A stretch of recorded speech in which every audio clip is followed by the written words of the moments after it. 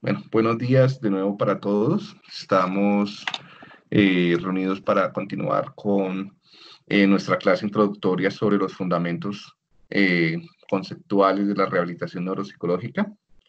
En la clase anterior vimos algunos aspectos a considerar sobre la intervención neuropsicológica, algunos aspectos relacionados con el paciente, principales variables individuales que influyen sobre o que se deben tener en cuenta a la hora de planificar una rehabilitación neuropsicológica y también durante el seguimiento de tal rehabilitación.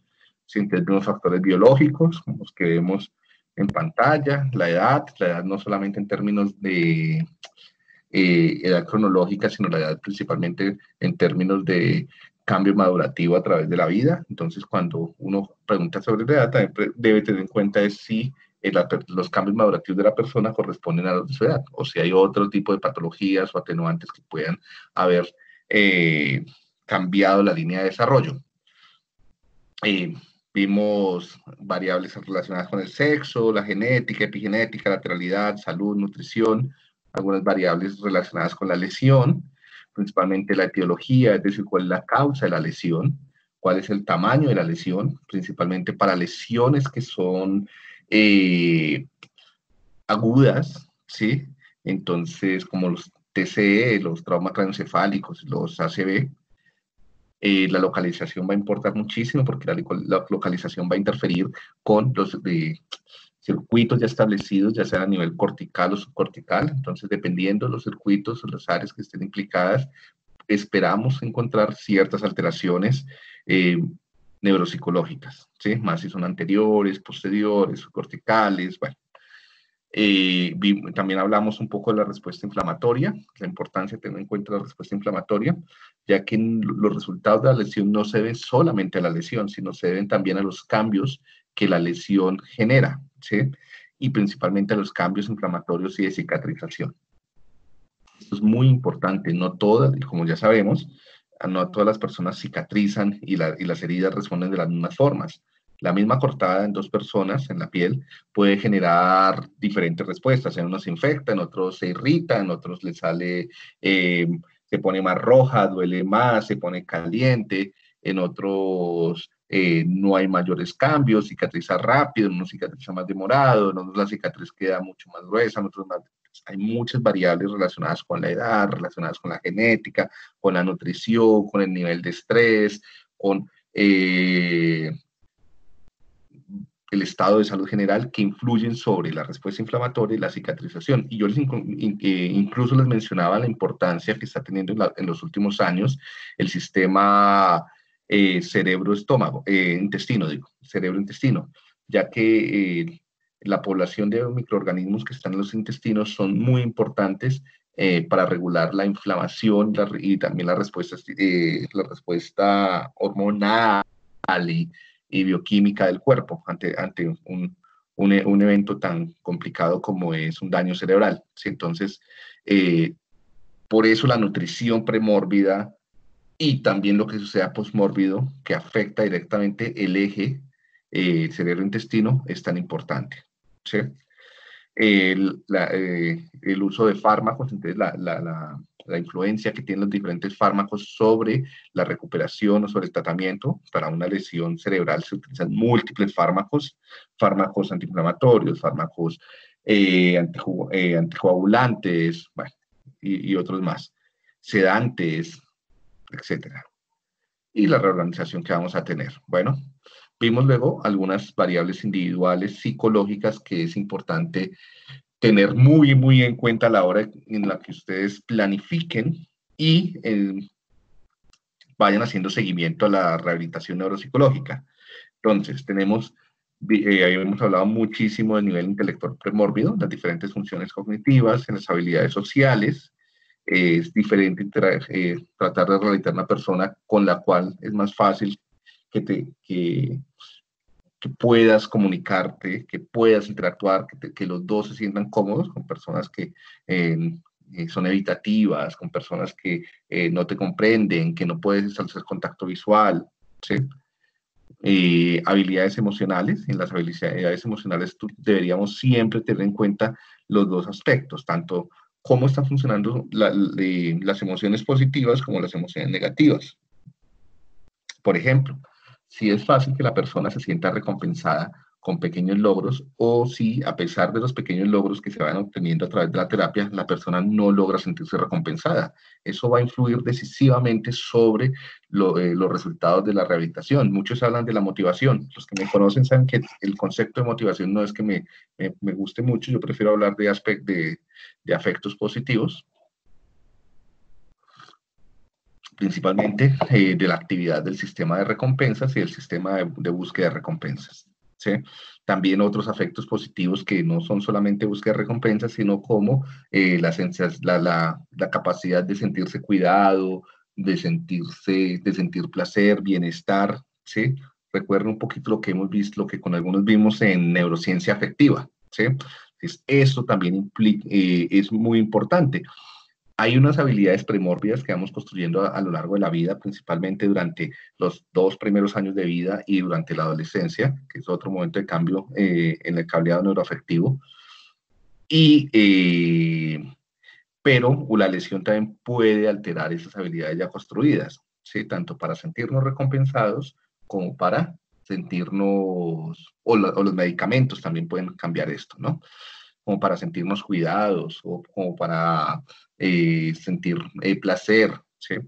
Por otro lado están los afectos negativos, y dentro de los afectos negativos algo que se debe tener en cuenta con mucho, mucho, mucho cuidado es el estrés, ¿sí? Y el dolor, las dos cosas, estrés y dolor. También recuerden un poquito las clases de neurociencia afectiva, neurobiología de las emociones, por ejemplo, los cursos de psicobiología, sobre cómo las emociones, el estrés, todas las emociones negativas tienen la capacidad de activar la respuesta de estrés. ¿Sí? Tanto el temor como la ansiedad, temor, ansiedad, dolor, ira, activan la respuesta de estrés. ¿Sí? Esto puede hacer eh, en diferentes momentos se pueden suscitar y dependiendo también del tipo de persona, lo que han sido sus expectativas, sus experiencias previas, la conciencia que tiene de la lesión, el acompañamiento familiar, el acompañamiento terapéutico, el dolor, los fármacos, la inflamación, los cambios cerebrales pueden interactuar de forma diferente con los afectos negativos, ¿sí? eh, Generando mayor o menor nivel de temor, de ansiedad, de estrés, de dolor, de ira, ¿sí? Entonces, algunos proponen incluso también fases por las que se pasaría después de una lesión cerebral, tanto para la familia como para los pacientes, ¿sí? Entonces, una fase de negación, una fase de rechazo, de ira, ¿sí? Yo lo que he podido ver a través de mi experiencia es que no, esas dichosas fases no se pasan por todo el mundo, ni se pasan de la misma forma, en la misma línea, ¿sí? Sino que sí muchas personas pueden en diferentes momentos sentir estas emociones, como sentirse solo.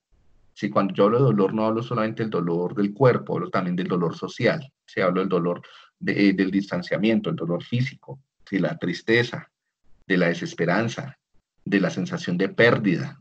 ¿Sí? Ese es el dolor principalmente del cual yo hablo. ¿Sí?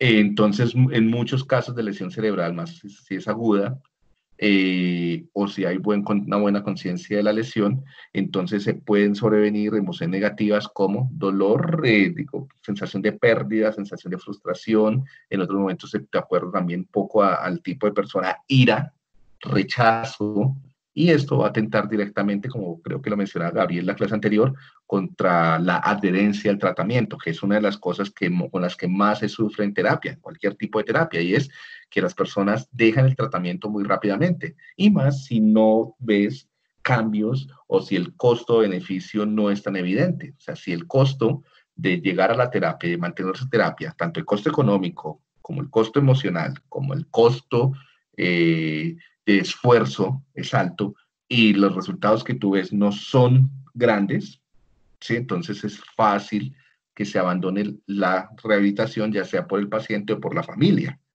¿Sí? Si tienes que viajar 2 horas desde tu casa, tomar bus, perder horas de trabajo de tus familiares, pagar, como le hemos hablado, pagar en el peor de los casos o en el mejor de los casos 30.000, 40.000, no sé, y no los tienes, y eso puede ser la comida de 1 o 2 días. Entonces, y llegas allá donde muchas veces vas a encontrarte con personas agresivas que te van a hacer casi que sufrir durante 1 hora, pues es fácil que no vuelvas, ¿sí? Que desistas. Y si tú no ves que estén cambiando tus habilidades, pues vas a pensar que simplemente te están estafando o que no vale la pena continuar con esto porque tu cerebro ya está dañado. Además que hay muchos mitos sobre cómo funciona el cerebro y lo que puede pasar de la terapia, entonces esto también puede afectar. Eh, Nosotros pensamos, bueno, entonces, recuerden siempre, siempre, siempre en la rehabilitación, evaluar, ya sea clínicamente o con alguna tarea, sí, eso se hace más un poco viendo la conducta, tanto emociones positivas como emociones negativas. Emociones positivas deberían chequear la capacidad o la sensación de recompensa, que la persona pueda sentirse recompensada, sensación, sistema de juego, es decir, que sienta bienestar. Si la persona no siente bienestar, es un problema. Y que la sensación de cuidado, ¿no? Si la persona no siente que está siendo cuidada o que el sistema de salud o que la situación de rehabilitación es una oportunidad de cuidado, también es un problema. Esos 3 afectos positivos. Y dentro de los afectos negativos deben chequear sensaciones de dolor psicológico, que está atado al dolor social, al dolor físico, digo. Dentro de ese dolor psicológico, sensaciones de soledad, de pérdida, de distanciamiento social, ¿sí? De tristeza, temor, ansiedad e ira. Y pues temor, ansiedad está relacionado con estrés, ¿no? Pues, lo que les decía es que, y también lo ha mencionado Gabriel en la clase pasada, los efectos negativos, principalmente la liberación de glucocorticoides, puede incidir directamente sobre la activación epigenética. Cierto nivel de estrés, principalmente durante la terapia, es necesario que haya un nivel de estrés controlado, o sea, que haya nivel de estrés con percepción de control. Esto aumenta las posibilidades de recuperación, ya que hay una sintonización de los sistemas epigenéticos para el aprendizaje, principalmente la plasticidad cerebral a través de la formación de espinas dendríticas, de sinaptogénesis, etcétera. ¿Sí? Pero cuando ese nivel de estrés se da de forma permanente, y no hay percepción de control, entonces esto se vuelve lo que algunas personas llaman tóxico y comienza a inflamar y a disminuir las posibilidades de plasticidad cerebral positiva, podríamos llamarlo de alguna forma, ¿no? Y por el lado de los afectos positivos, tanto en hombres como mujeres, la liberación de oxitocina, prolactina y endorfinas también tiene efectos epigenéticos que favorecen la formación de circuitos cerebrales para la plasticidad cerebral durante la recuperación. ¿Sí? Entonces, esto también es psicológico en términos de bienestar, pero es también neurobiológico. ¿Sí? Como muy bien lo decía también Gabriel, creo que lo dijo. Esto nos une.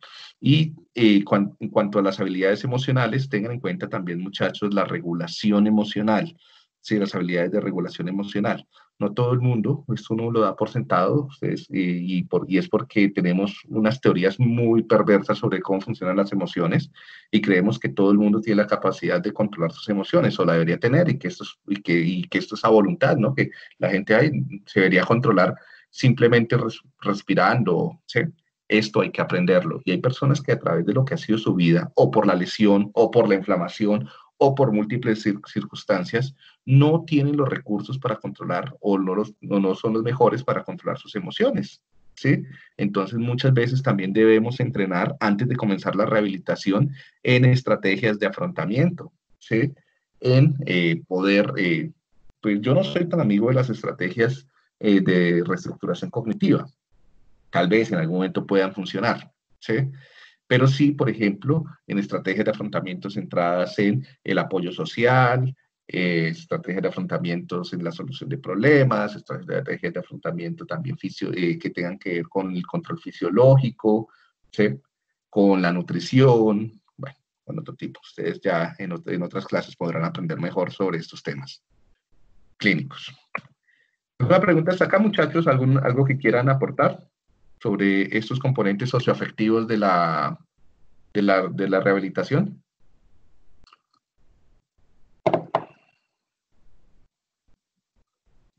¿No? ¿Están ahí? No, Me todo siento, bien. bueno, me siento solo, no escucho a nadie. Bueno, sigamos entonces. Gracias, Sí, todo Verónica. bien, gracias. Gracias, Felipe. Eso, para que no sienta dolor social. Eh, las ocupaciones promórbidas, ya lo hemos visto a través de los casos y lo discutimos en la clase pasada, que son muy importantes tenerla en cuenta, qué hacía, si trabajaba, si estudiaba, si asistía a reuniones familiares, si tenía, qué hobbies tenía, si hacía ejercicio, si el estilo de vida premórbido va a ser, pues el posmórbido, pero pues por ahora evaluaríamos el premórbido como algo muy importante, ¿sí? Que los grupos de amigos, si disfrutaban, ¿sí? O sea, no quedarnos puramente en los resultados de la evaluación neuropsicológica. Esta estrés pre y posmórbida, acabamos de hablar de esto, estilos de vida, expectativas de recuperación, esto puede influir bastante, bastante, bastante. Hay personas que tienen expectativas pobres o muy grandes y esto puede influir de una u otra manera en sus procesos de recuperación, generando cambios afectivos, generando mayor o menor respuesta de estrés, mayor o menor percepción de control. Es diferente si tú tienes expectativas muy, muy, muy grandes, tú crees que en un mes, si tienes una fascia, digamos, de producción no fluente y crees que en 1 o 2 meses vas a estar hablando otra vez de forma fluida y pasa el tiempo y no es cambios, entonces comienzas a sentirte muy frustrado, ¿no? Y comienzas a hacerte reproches y comienzas a hacer autoatribuciones de que la culpa es tuya, no es de la terapia, que ¿sí? Puede pasar. Puede pasar también que las expectativas sean muy bajas y si las expectativas son muy bajas, entonces lo más probable es que no haya un incentivo por iniciar la terapia y por comenzar a hacer entrenamientos diarios. La recuperación es algo que sucede diariamente y en todo lugar. Entonces deben tenerse unas expectativas de recuperación adecuadas. Sí, y para esto va a ser esencial las primeras sesiones en las cuales se centra el paciente sobre qué está pasando, sí, cuál es su estado actual, cuáles fueron las consecuencias de su neurodeterioro, hasta dónde se podría llegar y en qué tiempos y a qué ritmo se podría llegar. Sí, esto es muy, muy importante. Bien, vamos con algunas variables socioculturales que fue donde quedamos.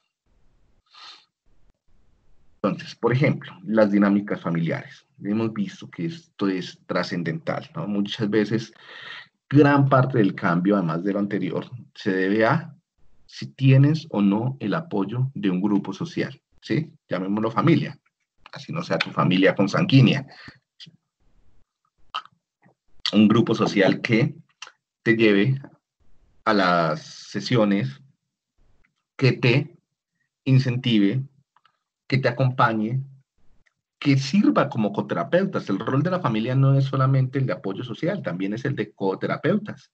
Los familiares o personas que rodean a los pacientes deben entrenarse en neuropsicología, deben saber técnicas de rehabilitación, ya que ellos deben acompañar en casa o en otros contextos al paciente en sus procesos, ya sea de reentrenamiento, sustitución o compensación, ¿sí? ¿Algo que hablar sobre las dinámicas familiares? Pues me acuerdo, o sea, también, digamos, uno de los artículos que yo leí sobre familia, que era el mismo libro, también decía, pues, más allá como de que se convierten en coterapeutas, también, o sea, es muy sistémica la perspectiva ahí, y es Sí, como la alteración no solo le da a la persona, sino en general le da a la familia, porque, pues, en general alguien se tiene que convertir en el cuidador, o pues más de uno, y eso implica a veces perder el trabajo, o incluso dejar de hacer cosas, pues, digamos, de ocio como actividades de ocio general. Y también, digamos que era importante, digamos, si no había una buena comunicación con los terapeutas o bueno, con quienes estaban llevando, digamos, la dirección del proceso como médicos o psicólogos o neuropsicólogos, era muy difícil porque la familia no iba a saber qué hacer. claro. De ahí la importancia de la psicoeducación. Gracias, Paula. Tú tienes toda la razón. Una buena aproximación neuropsicológica tiene que ser sistémica. No hay de otra, ¿sí? Sistémica en el sentido de una aproximación basada en sistemas, ecológica, más en el sentido de Bronfenbrenner que en un sentido psicodinámico, ¿sí? No quiero atentar contra otros tipos de aproximaciones, sino que digo hacia dónde lo voy a dirigir. Eh, sí, porque es que hay muchas aproximaciones, incluso que se dan por allá constelaciones familiares y algo así. No, no estoy hablando de eso, estoy hablando de grupos, grupos de personas que se van integrando para formar nuevos sistemas, ¿no? Entonces, lo que vamos a ver en esta partecita de acá, en esta diapositiva, es una aproximación ecológica muy basada en los sistemas de Bronfenbrenner y un poco también, que era lo que estaba en sus inicios proponiendo, Luria, y que está basado en Vygotsky, ¿no? Entonces, muchos ya sabrán como las similitudes entre las aproximaciones de Vygotsky y de Bronfenbrenner. Pero igual, Diego, ¿Verdad? igual Sí, es como, o sea, uno encuentra como aproximaciones de muchos enfoques ahí, o sea, más allá del sí, Vygotsky y el sistémico, yo siento que para sí, técnicas de rehabilitación se utilizan muchas técnicas conductuales, muchísimas. O sea, pues yo sí, leyendo, o sea, toca porque igual, digamos, todas las que son de rehabilitación y actividades de la vida diaria, eso es súper moldeamiento, sí, modelamiento, sí, ¿sí? sí, sí, no, te lo digo en esta parte, en esta diapositiva como tal. Ujú. Sí, entonces hay que tenerlo, o sea, para tener en cuenta los factores socioculturales. ¿Sí? Entonces hay que tener en cuenta esto, que a pesar de que hagas técnicas conductuales, técnicas más cognitivas, ¿sí? eh, no debes olvidar nunca el papel que tiene la familia, la cultura, ¿sí? Durante la rehabilitación. O sea, que no es solamente el paciente, lo que tú acabas de decir, ¿no? Sino que es el grupo total el que se ve afectado. Y tienes razón, o sea, la lesión no le da a una persona, le da a múltiples sistemas y por lo tanto los múltiples sistemas deben estar preparados para acompañar a las personas a los sistemas, o sea, aquella resiliencia en múltiples niveles, desde la familia en un nivel microsistémico, pasando por otros grupos integrados, es como por ejemplo la familia está integrada con los compañeros de los amigos, con los compañeros de trabajo, ya de una forma mucho más mesosistémica, ¿sí? El exosistema, por ejemplo, y lo vemos todo el tiempo cuando yo trabajo con niños, como tener que llevar los niños a la terapia, sacar las citas y demás, tienen unas implicaciones grandes para la empresa y para el rol laboral que tiene la persona, la mamá principalmente, en la empresa. Entonces aquí ya había una afectación exosistémica, ¿sí? También cómo, o si por ejemplo trabaja en una empresa donde no le dan permisos, pues esto va a afectar la terapia del niño, ¿sí? Y a nivel del macrosistema también hay implicaciones, y ya lo vamos a ver, principalmente en términos de eh, imaginario, representaciones sociales, sistemas de salud, sistemas políticos, de salud pública, de política pública, educativa, etcétera, ¿vale? Listo, entonces la dinámica, ya ahora volvemos a profundizar sobre la importancia de la familia en el foro, ¿sí? Entonces las dinámicas familiares son muy importantes, también lo que está pasando dentro de la familia, ¿sí? Si tenemos familias con violencia, con agresividad, con estrés, con distanciamiento social, que no tienen buenas estrategias de afrontamiento en grupo, esto va a bloquear la rehabilitación de buena forma, ¿sí? Entonces, muchas veces también, antes de comenzar la rehabilitación, tenemos que generar unas redes de apoyo familiares. Entonces, tenemos que, además de psicoeducar la familia en términos de neuropsicología y de ecoterapeutas, tenemos que trabajar sobre las dinámicas familiares.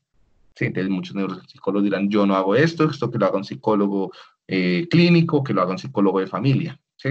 Entonces aquí necesitamos integración entre diferentes psicólogos o un psicólogo muy bien preparado. Y lo que Paula dice es muy importante, la comunicación de la familia con el grupo de terapeutas. Y aquí hay muchas barreras de comunicación entre la familia, las diferentes redes de apoyo social y el personal médico y de terapia. Una de las principales barreras es la relación vertical y asimétrica entre los familiares y los terapeutas. Muchos familiares no tienen el lenguaje, no tienen la preparación educativa, ¿sí? Para ir a hablar con un médico. Y si el médico está en una posición donde yo soy la eminencia, yo soy el doctor, ¿sí? Entonces tratará a los familiares, puede llegar a tratarlos, o también el neuropsicólogo, como estúpidos, ¿sí? Entonces, no tenerlos en cuenta, y cuando se bloquea este canal de comunicación, pues también se compromete la rehabilitación, ¿sí? Entonces, conversaciones de 5 minutos con los médicos, con un lenguaje que no entienden los familiares, o con una actitud que no facilita la comunicación, pocos canales de comunicaciones. Yo creo que esto es de lo que más afecta a este país. No sé cómo sucede en México, pero aquí que tú puedas hablar con el especialista es imposible. Es imposible. O sea, a ti te atienden por allá cada 6 meses que sacaste una cita con el especialista, pero que tú puedas en algún momento mandarle un correo electrónico y que él te responde la secretaria, si es el caso, o llamarlo, o mandarle un WhatsApp, o comunicarte por alguna red social, es imposible, porque hay barreras infranqueables administrativas, culturales, como que son personas intocables, ¿no? No sé si les ha pasado de pronto con algunos especialistas. Entonces, esto es importante. Bueno, las redes de apoyo social, lo hemos hablado, sentirse acompañado, sentir un grupo que te ayuda y que se rehabilita contigo, que aprende contigo, que se desarrolla contigo, que cambia contigo, es muy importante. No solamente familia, también pueden ser amigos, también puede ser pareja. Sí, bueno, pareja puede llegar a ser familia en algún momento. La política pública, les mencionaba. En países dependiendo, esto cambia mucho entre países, ¿no? Sobre la concepción de salud, sobre la concepción de educación, sobre la concepción de rehabilitación, sobre cómo están estas disposiciones, los costos, quién asume los costos, ¿sí? En Colombia no es fácil. Me imagino que en muchos países esto no es fácil. Habrá países en los cuales los costos son asumidos por un sistema de salud público, la legislación o las políticas favorecen la rehabilitación, pero aquí hay muchas barreras de acceso, barreras de financiamiento, barreras eh, también de concepciones hacia la enfermedad, hacia la discapacidad, hacia la rehabilitación. ¿Sí? En la educación, yo conozco un poco más porque trabajo más con niños que con adultos, entonces las barreras en términos de educación son enormes. Me imagino que las barreras en términos ocupacionales también serán grandísimas. No sé cómo funciona esto bien en términos de administradoras de riesgos profesionales, por ejemplo, o la integración que hay entre las administradoras de riesgos profesionales con las ARLs, con las EPS, con las empresas. ¿Sí? Bien, el acceso a servicios. ¿Qué tan fácil es que tú puedas acceder a los diferentes servicios? Tiene que ver con lo anterior, ¿no? Con las políticas públicas, los servicios de educación, de salud, de seguridad, de saneamiento, de vivienda, ¿sí? Tiene que ver con tu calidad de vida. Conocimiento sobre la enfermedad. Y aquí depende tanto de la familia como de el individuo. Entonces, y yo creo que ustedes lo leyeron, y una de las sugerencias es siempre hacer psicoeducación sobre las alteraciones adquiridas. No enseñar neurobiología, no es necesario que se vayan a un nivel molecular, ¿sí? Sino un conocimiento general y sustantivo sobre qué está pasando y cuáles son las posibilidades a futuros, tanto a los familiares como al paciente, en la medida en que la lesión permita entrenar al paciente. Aquí ya nos vemos enfrentados con el tipo de lesión y las consecuencias, ¿no? Si vemos que los conocimientos, que la persona pues tiene anosognosia, tiene dificultades de comprensión, tiene dificultades de reconocimiento, va a ser mucho más difícil entrenarlo sobre qué está pasando, ¿sí? Pero el apoyo con los familiares sí es muy importante, ¿no? Entonces, que ellos no estén a ciegas, esto va a ser muy, muy importante. Acceso a educación, tanto para reentrenamiento y en niños para generar adaptaciones. El nivel socioeconómico afecta muchísimo. Y un número más de variables culturales que pueden ser tenidas en cuenta. Por ejemplo, estereotipos de género, estereotipos de enfermedad, estereotipos de vejez, estereotipos de niñez. ¿Sí? No sé si se les ocurre algo más sociocultural o cultural que pueda ser tenido en cuenta o que deba ser tenido en cuenta.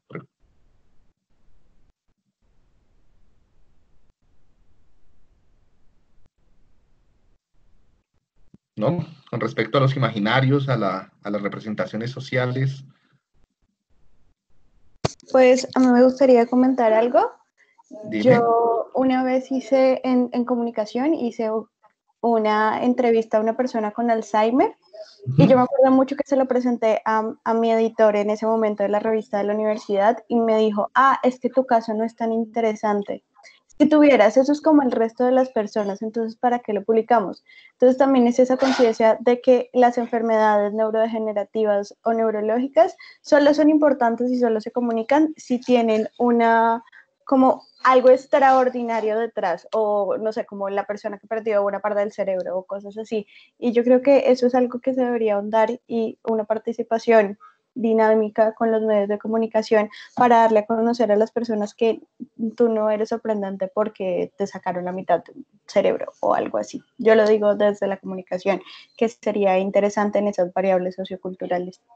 Y tienes toda la razón, Lida. Y eso es lo importante, que ustedes participen, que me abren la discusión y me recuerdan a mí algunas cosas. Entonces, tienes razón porque la concepción que la mayoría de las personas tienen acerca de muchos de los problemas neuropsicológicos es esencial porque genera barreras o genera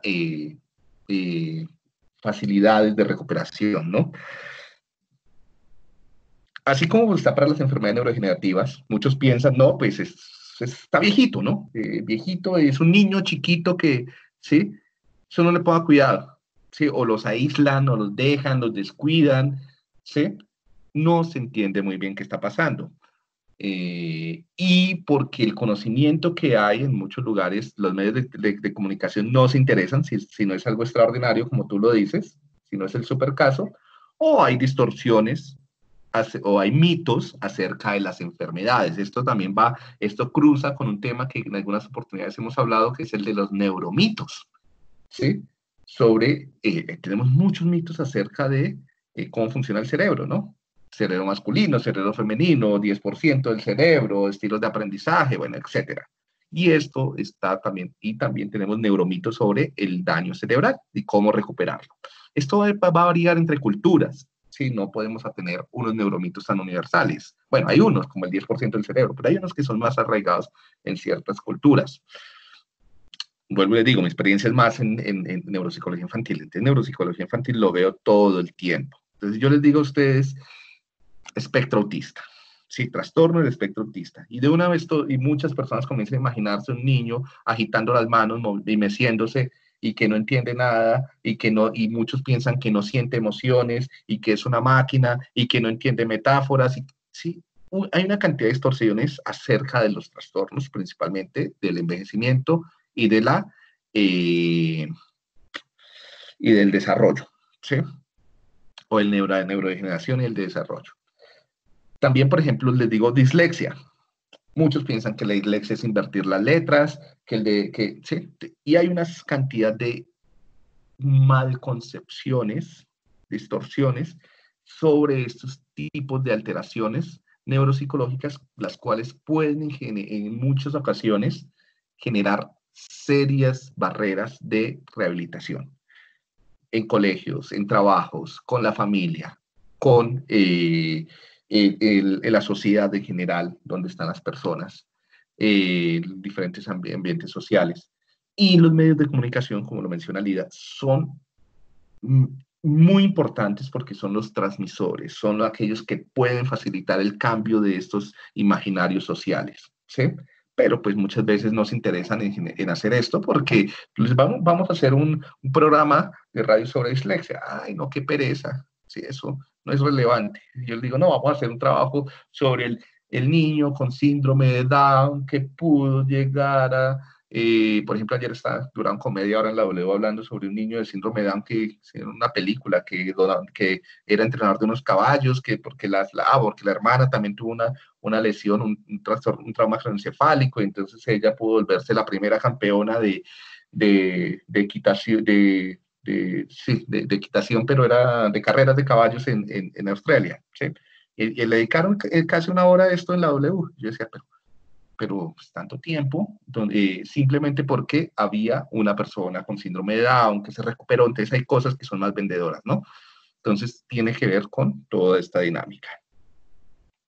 Entonces, los imaginarios son importantes y muchas veces el trabajo en neuropsicología pasa por cambiar los imaginarios, ¿sí? Y para cambiar los imaginarios sería ideal trabajar con medios de comunicación, pero también debemos trabajar con grupos en colegios, con comunidades, ¿sí? Algo mucho más sociocomunitario. Bueno, ¿algo más que aportar acá?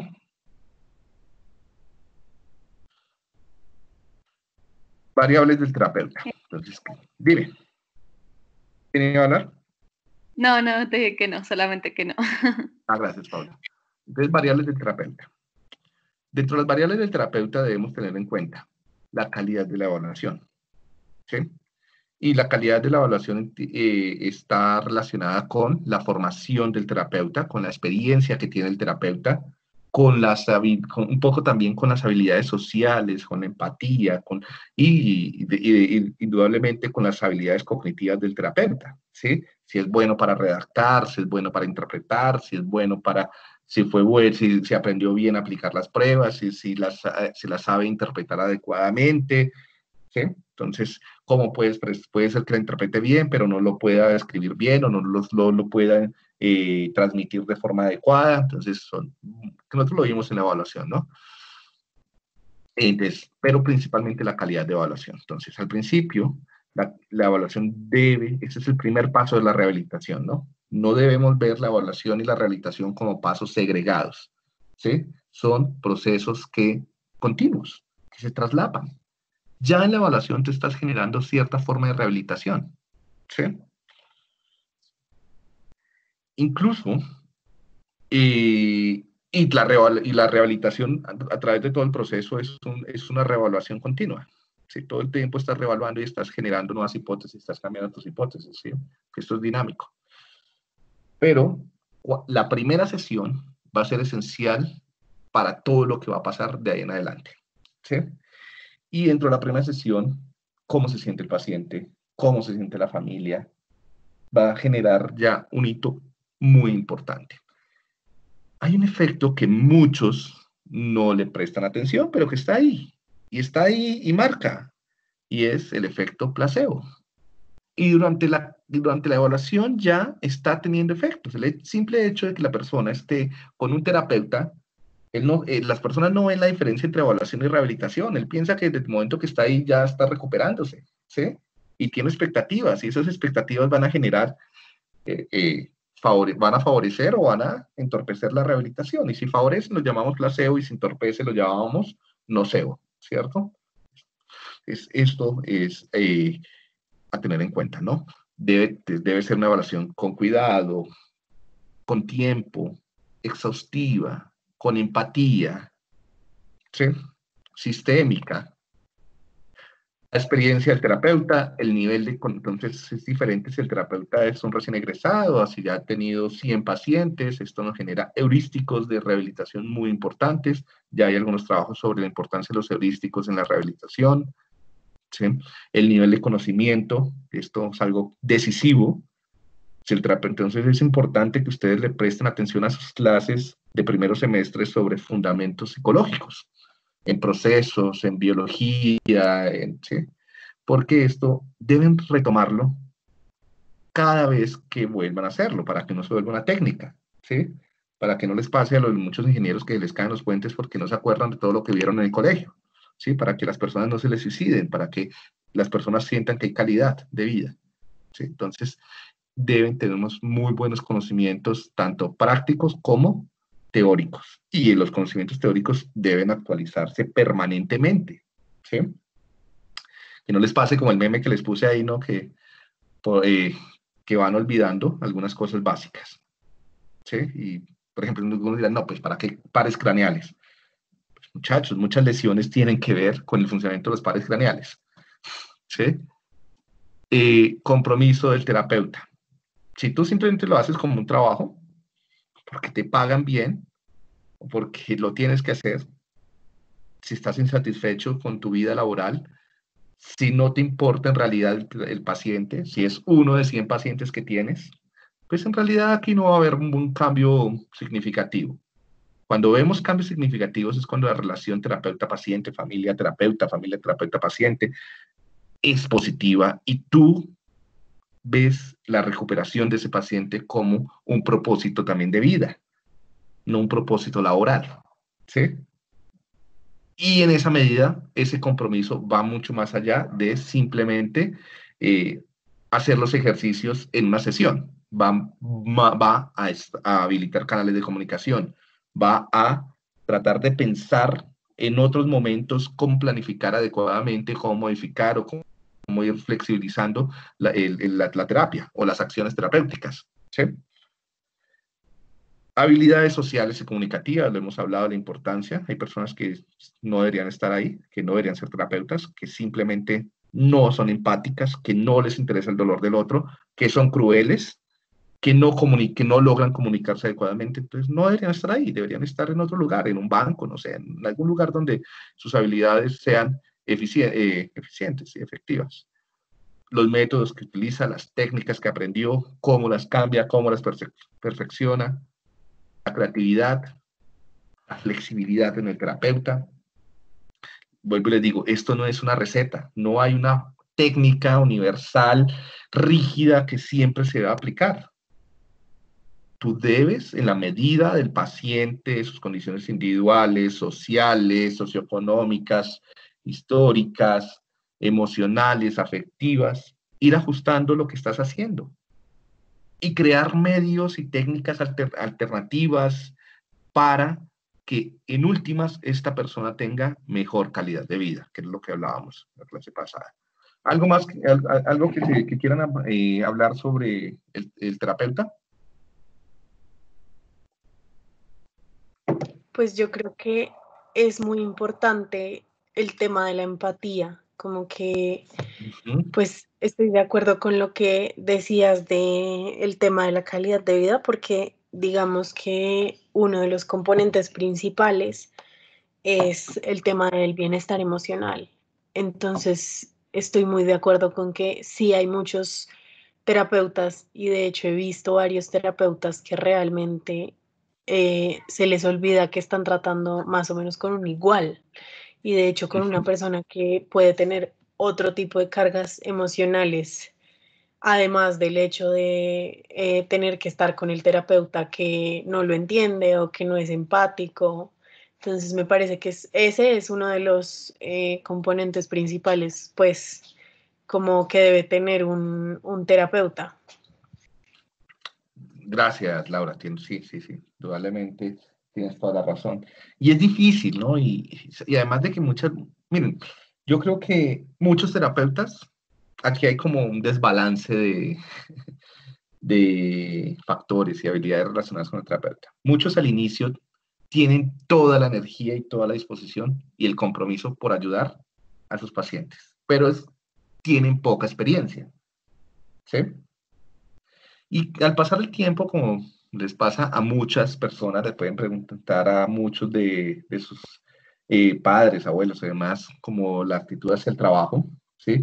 En el trabajo nos vamos fatigando, nos vamos, la rutina, estar haciendo actividades muy similares a través del tiempo, nos va quemando, ¿no? Mucho de burnout también.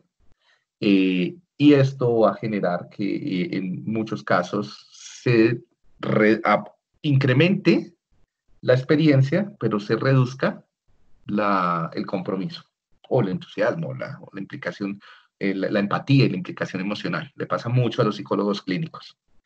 ¿Sí? Y es algo que no es fácil de trabajar, y esto se ha estudiado, y es un problema para la psicología en general. Y muchas veces la alternativa es los terapeutas tienen que hacer psicoterapia y no pueden exceder tantas horas de terapia al año o a la semana o a tantos meses, ¿sí? Entonces, porque cuando los terapeutas comienzan a exceder su rol como terapeuta, comienza a crecer su compromiso, ¿sí? Comienzan a quemarse, comienzan a estresarse. La terapia también estresa. ¿sí? También genera ansiedad, también genera frustración. No solamente el paciente se frustra. Si tú eres empático, te frustras con el paciente, ¿sí? Te quemas, entonces, o disfrutas con ellos, o te ríes con ellos. Pero entonces es importante que haya psicoterapia para el terapeuta. Y entonces el sistema de salud o el sistema o la política pública o la política que regula la educativa, o sea, y profesional, laboral, que regula la profesión de, en este caso de los psicólogos, debería exigir psicoterapia para los psicólogos clínicos. ¿Sí? Eso es algo que yo creo que se debe hacer.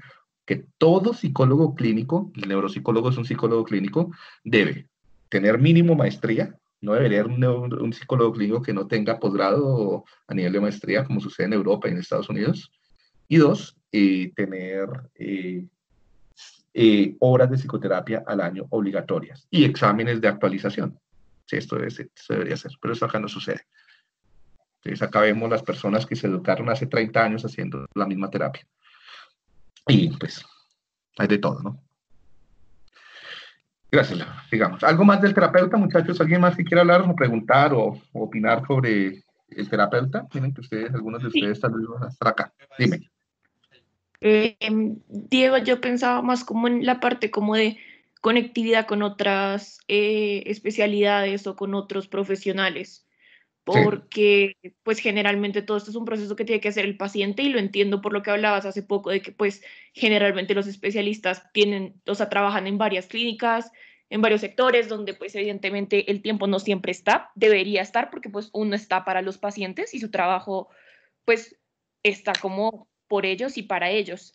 Pero también esa parte como de conectarse como con otras especialidades siempre la veo como algo difícil porque siempre como que está como la terapia ocupacional o vas a la terapia, por ejemplo, me pasó a mí, pues no fue como un caso con neuro, pero o sea, lo aplico porque pues lo mío fue menos grave que una enfermedad como neurodegenerativa o del neurodesarrollo cuando hace como unos meses me lesioné la rodilla y entonces eso fue todo un proceso que yo misma tuve que encargarme y pensaba como más como en estas, o sea, ahorita que lo mencionabas, como más en estos pacientes como y en estos sistemas familiares que tienen que hacer todos estos procesos y siento que uno debería ser como un facilitador entre esas cosas también, ¿no?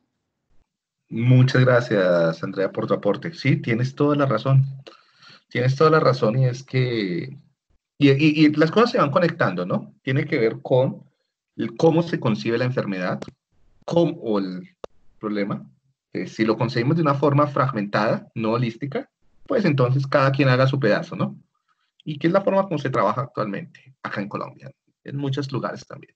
Es el fonoaudiólogo trabaja el lenguaje, el fisioterapeuta trabaja la parte de componentes físicos, el psicoterapeuta clínico trabaja aspectos familiares y emocionales, el neuropsicólogo trabaja aspectos cognitivos. Y los médicos, como que están los papás, sí, las autoridades que están por allá en la estratosfera, hacen evaluaciones de vez en cuando, hacen recomendaciones y recetan fármacos.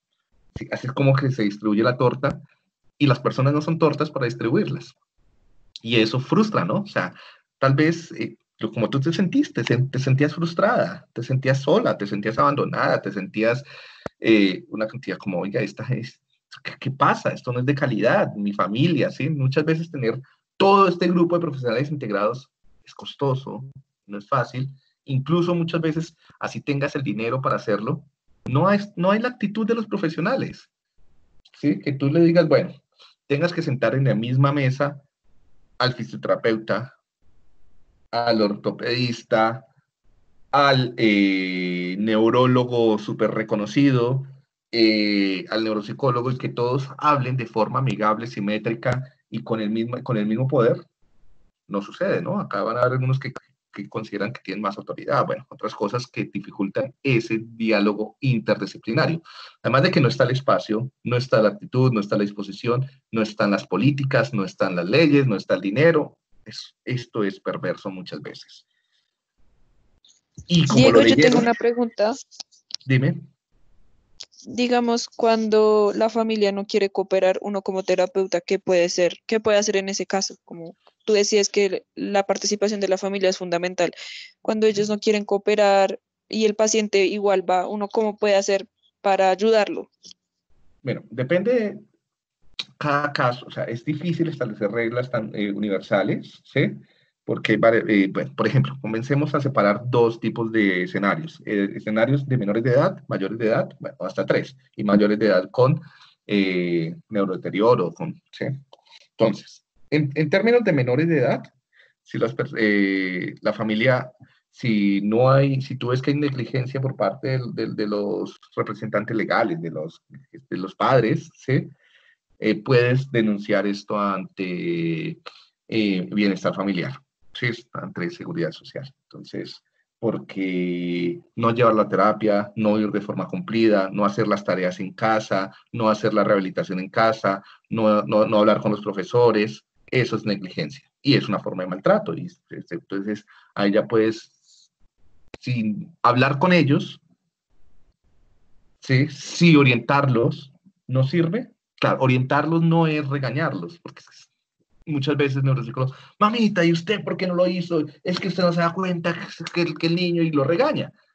Y pues entran en confrontación, ¿no? Y pues muchas veces esto tiene una cantidad de problemáticas. Entonces, primero pregúntate por qué no quieren cooperar, ¿no? Entonces, mira el escenario, mira la edad, mira, entonces, ¿sí? Y después, ¿por qué no quieren cooperar? No quieren cooperar porque no pueden, porque están trabajando, si trabajan no comen, porque se sienten frustrados, porque hay algo de dolor estar allá, se sienten culpables. Entonces, ya dependiendo de eso, entonces, si ves que hay algún tipo de estas dinámicas disfuncionales, psicoterapia, ya sea que remitas o que tú la hagas. Sí, entonces, primero, entonces, si hay un escenario de negligencia con niños o con adultos mayores, reporte a autoridades que vigile, como acá en el caso de Colombia, Bienestar Familiar, en otros países serán entidades de servicios sociales.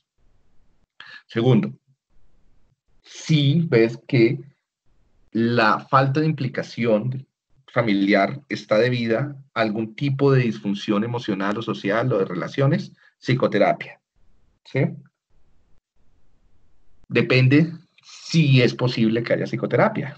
Sí, sí, porque si no, tú no te puedes ni siquiera comunicar con ellos, o si no pueden pagarla, o si no hay tiempo, tú los ves, te aprobó la EPS, te aprobó, el sistema de salud te aprobó una sesión cada 15 días, pues. ¿Qué más podrías hacer?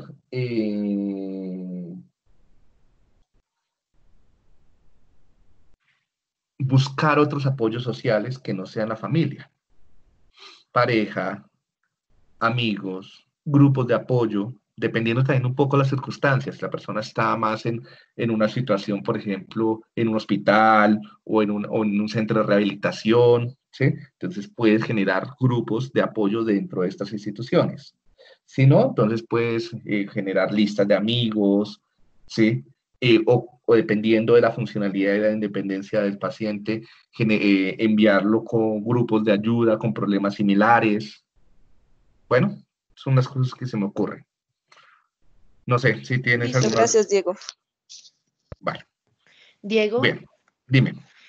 yo también siento que muchas veces como que los médicos no tengan tiempo para atender a sus pacientes como de manera empática y eso se debe pues como a fallas en los sistemas de salud y las EPS, porque a los ¿Sí? médicos pues al fin y al cabo les pagan por consulta, Sí, entonces ellos lo que hacen es pues ver un montón de clientes para para pues ganar. sacar, ajá, entonces pues eso está muy mal, como que siento que muchas veces no es que los médicos sean como ¿Sí? malas personas, sino ya más que les toca pues por sus mismos salarios.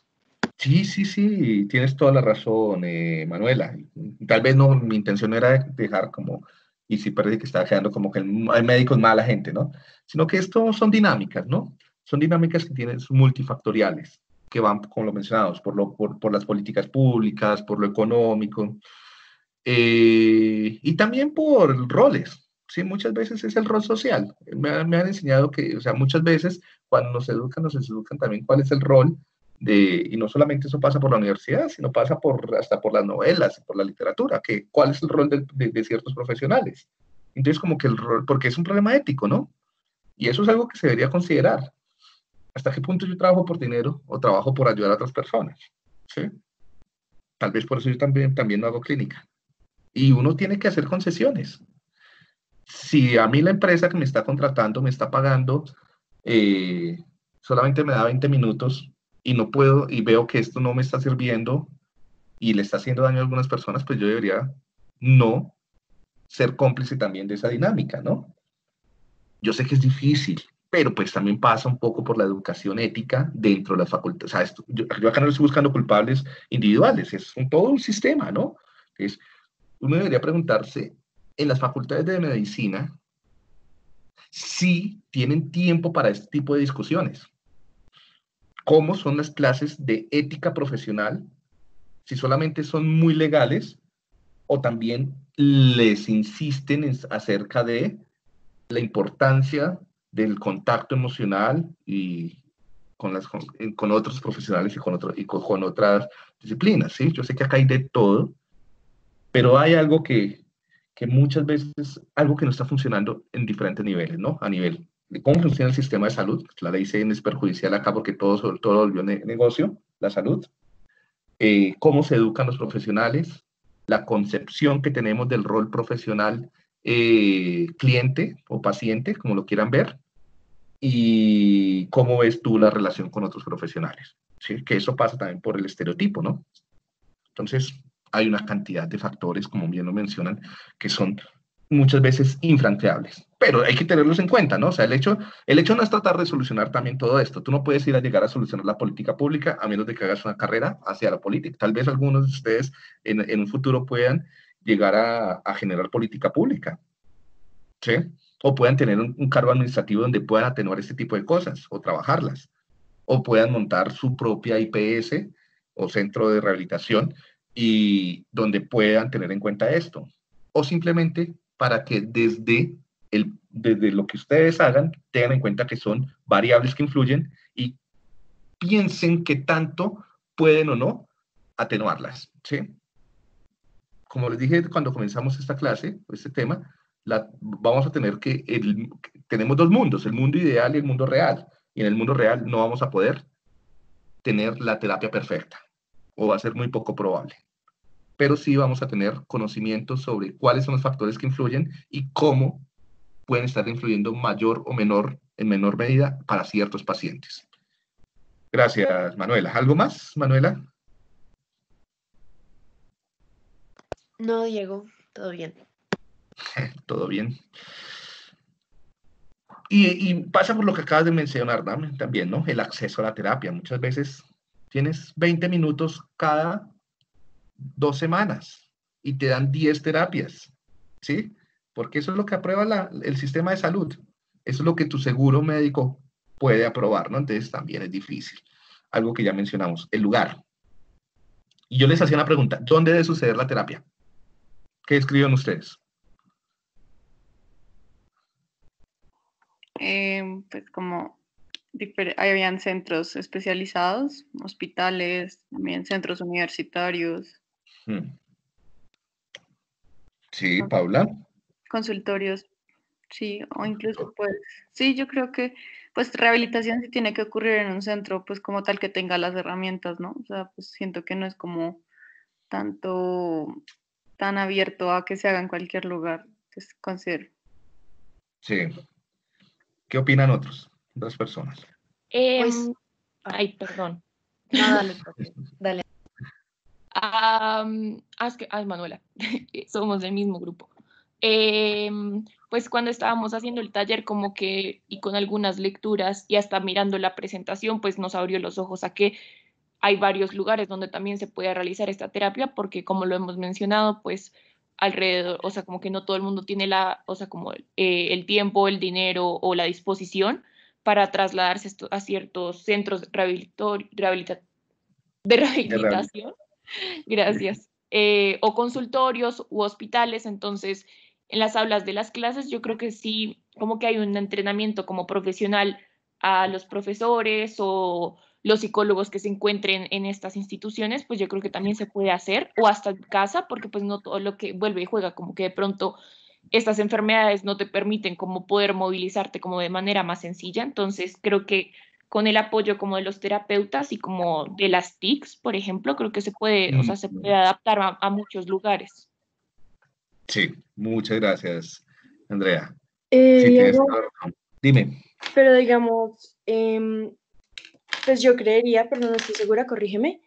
Si Sí, dime, digamos Lucy. en la casa de la persona con los familiares o la persona sola aplican como estrategias que les han enseñado, como por ejemplo en los casos, a veces les decían como no les ponen una flechita en esta parte de la casa y eso para que hagan esas, pues como que para que ejerciten las cosas que se ajusten a sus necesidades.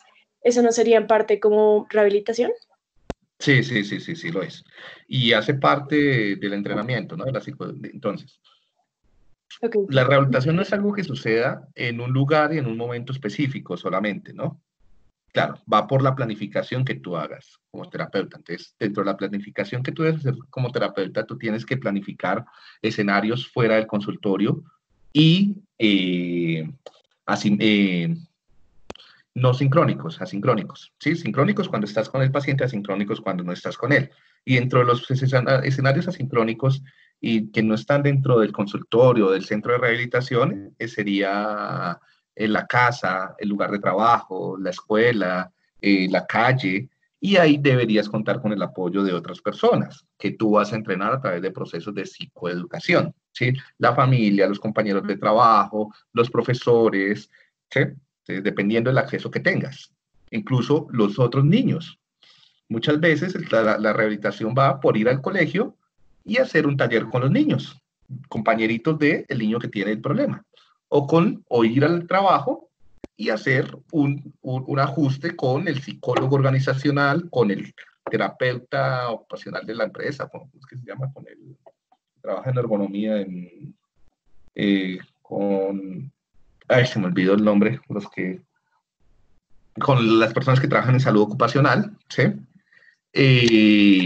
Haciendo ajustes de puesto, haciendo ajustes, ¿sí? Entonces muchas veces va para allá, o sea, hay que salir del consultorio, de hecho.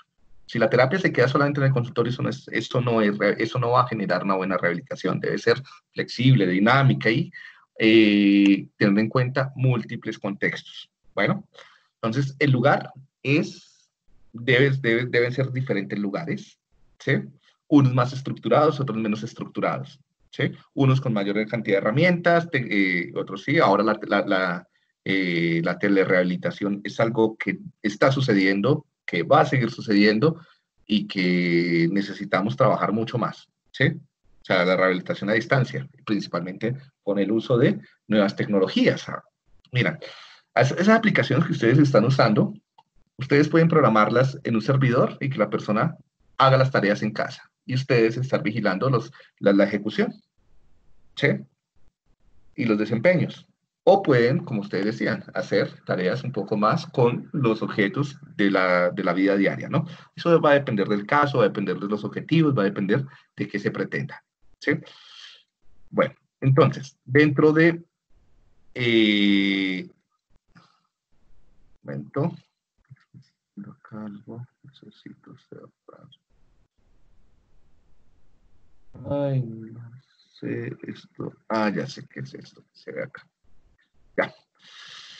Entonces, el lugar son diferentes lugares, pero tenemos que pensar también el acceso que tiene a unos lugares mucho más estructurados, como puede ser, pues que todo, o sea, debe comenzar por un lugar más estructurado. Entonces, debemos pensar que, pues, dependiendo del caso, vamos a ir desde una intervención en lugares más estructurados a una intervención en lugares más flexibles y algo que sea gradual.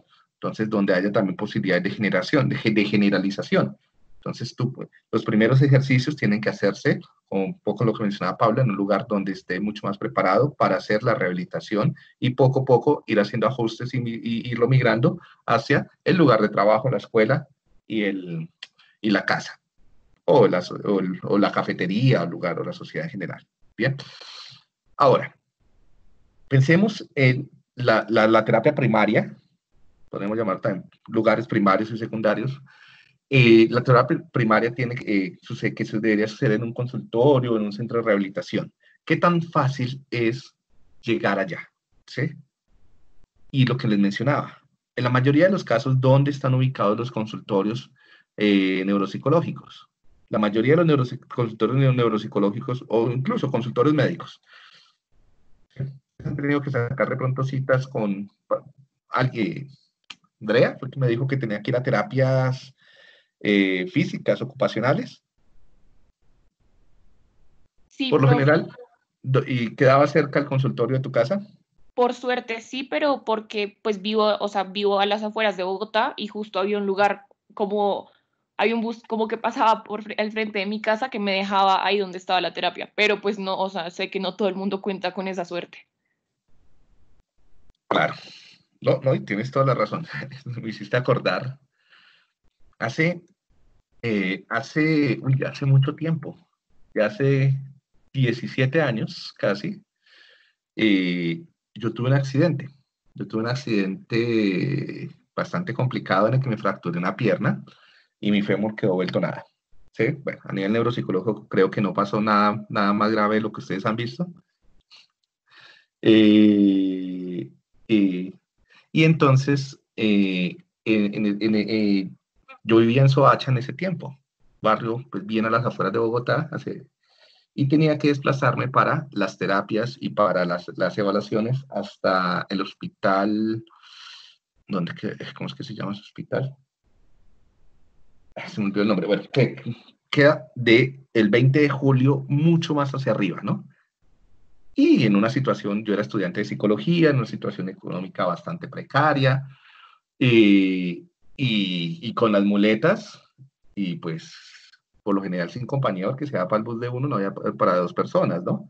Entonces el acceso era una tortura, ¿no? Entonces era un caso, entonces, por ejemplo, en el tuyo era más fácil, era difícil, y llegar a la Universidad Nacional a clases después era imposible, o sea, simplemente caminar 2 cuadras con muletas era imposible, ¿no? Entonces el acceso generaba unas restricciones y la solución fue no volver a terapia, ¿no? Porque ir a terapia física implicaba un costo enorme en términos de esfuerzo, de dinero, bueno, etcétera. Entonces tiene que ver también con lo que tú decías ahorita, Andrea. Entonces, afortunadamente para ti era más fácil, pero si hubiera sido en un lugar mucho más lejano para el cual no tuvieras un bus para el que llegar, pagar taxi todos los días, hubiera sido muy difícil. ¿Sí?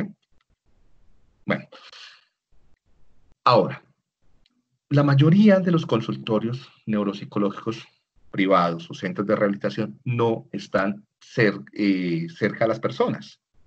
Están por lo general hacia el norte o cerca a los héroes, el 85, la mayoría de los que yo conozco están por ahí. ¿Sí? Como un centro hacia el country, ¿sí? Ahí, eso es un centro de muchos consultorios. Y llegar allá para todo el mundo no es fácil. Por ejemplo, si tú vives a las afueras de Bogotá, en un lugar donde hay poco transporte, etcétera. Entonces, esto tenemos que tenerlo en cuenta también. Entonces, ahí si la persona no puede llegar al consultorio y tú no vas a ir hasta el consultorio porque pierdes demasiado tiempo y dinero y demás, entonces, ¿qué se hace? ¿Qué se puede hacer? Entonces, hay una opción, puede ser telerehabilitación, ¿sí? Como se está haciendo ahora por la pandemia. La distancia, el medio de transporte, si hay o no hay acompañantes, si hay quien lo lleve, si no hay quien lo lleve, bueno, no sé. ¿Algo que quieran aportar ahí? Sí, Diego, a mí me gustaría como aportar un caso. Yo tengo un problema en la rodilla y a mí me dieron terapia. Y a mí me tocaba ir hasta las 116,80. Entonces era re lejos. Y yo me acuerdo, yo siempre tenía el tiempo, entonces podía ir. Y me acuerdo un día que una señora llegó con el hijo, ellos vivían en Soacha, o sea, de Soacha a la 80 con 116. Y llegaron tarde porque el transporte era un caos. Y el niño tenía terapia de lenguaje. Y tú lo veías y era claro que tenía problemas. Entonces la terapeuta la vio como, la señora le rogó, casi se le arrodilla y le dijeron, no, nosotros no la podemos atender, no entiende que son cuestiones de horario. Entonces esos son el tipo de cosas que también sería como bueno hasta cuánto tiempo medio para que la persona pueda llegar y acceder a la terapia. Sí, claro, y es lo que veíamos. El problema es que acá esto es un negocio, ¿sí? Y si tú flexibilizas el negocio se quiebra. ¿Sí? Entonces, pues el administrador de la EPS o de la IPS te dirá, no, yo no puedo flexibilizar eso, porque entonces todo el mundo me comienza a llegar tarde y se me bloquea la agenda, y entonces el médico no se retrasa y tengo que pagarle más. Entonces, hay un problema en últimas que tiene una incidencia económica, ¿no? Y es lo que muchos han criticado, y que cuando se instauró la ley 100 en Colombia, se perdió la medicina familiar, o sea, y ya, y ya dejamos de hablar de pacientes por hablar de clientes. Entonces, si el cliente no llega temprano, el cliente pierde su cita y lo multan, ¿no? Y bueno, hay una cantidad de problemas, ¿sí? Y muchas veces la calidad, ¿no? O sea, tú haces ese esfuerzo de 2 horas, de 3 horas para llegar con el tráfico de esta ciudad, para llegar a la consulta, y llegas y te reciben y tienes que hacer terapia con 10, con 5 niños más, con 5 personas más. Y a ti escasamente te ponen a hacer un ejercicio X, y es como para llenar el tiempo, los 20 minutos, la media hora de terapia, y ya, te sacan. Entonces tú sales de ahí muy insatisfecho y yo acá no vuelvo. A mí me pasó, por lo menos. A mí me pasó con mi hija, ¿sí? Mi hija es muy prematura. Eso fueron las cosas que se juntaron cuando el accidente que les cuento, al mismo tiempo nació mi hija. O sea, mi hija nació y ella nació de 6 meses, y a los 3 meses que ella salió de la incubadora del hospital, yo me accidenté. ¿Sí? Entonces, bueno, una cantidad de cosas.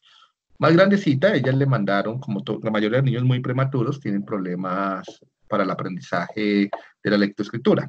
Bueno, entonces yo me di cuenta que habían como inicios de una dislexia, y solicité con la EPS terapias ocupacionales, en ese tiempo de lenguaje, no me acuerdo.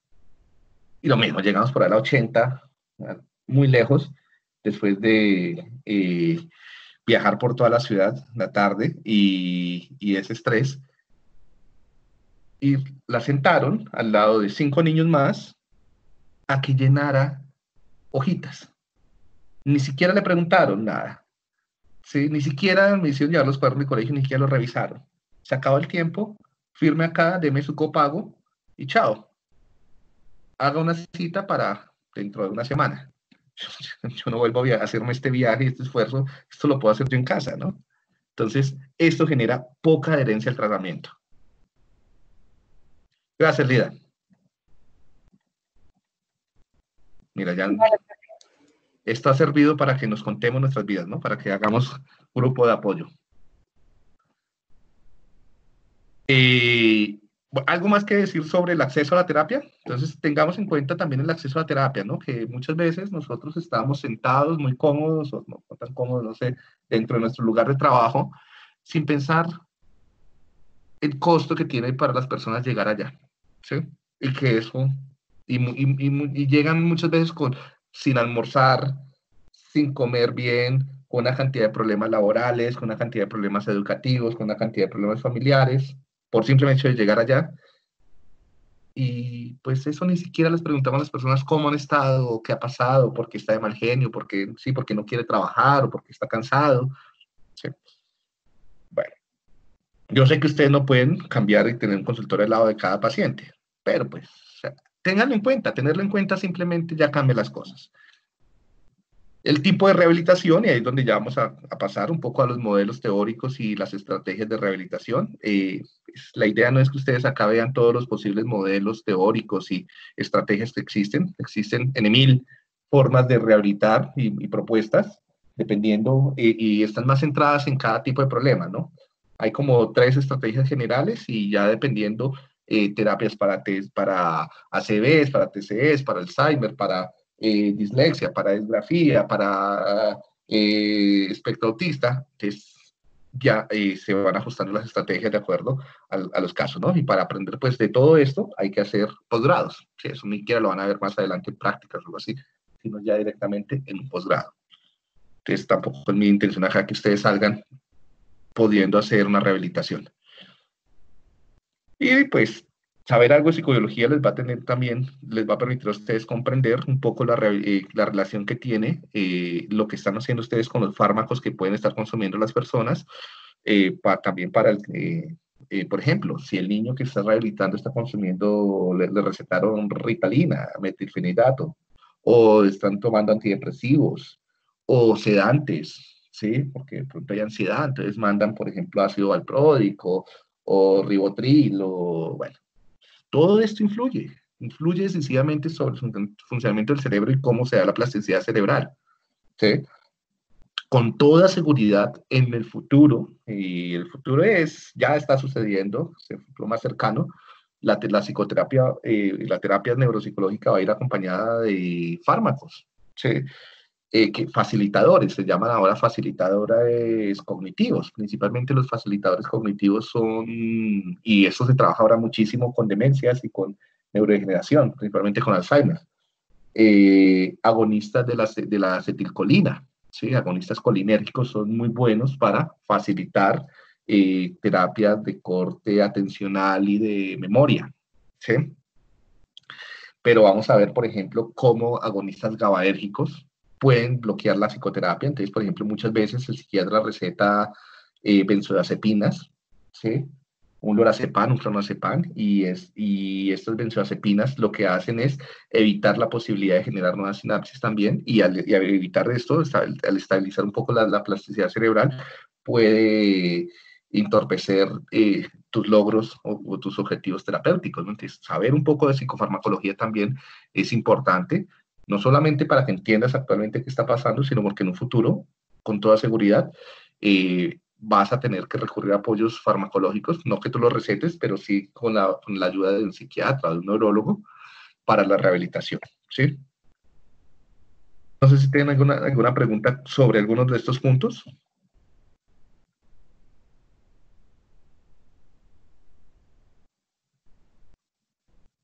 Muchachos, por favor, se devuelven a estudiar psicofarmacología en psicobiología. Dime, ¿alguien iba a hablar? Yo, Verónica. Bien.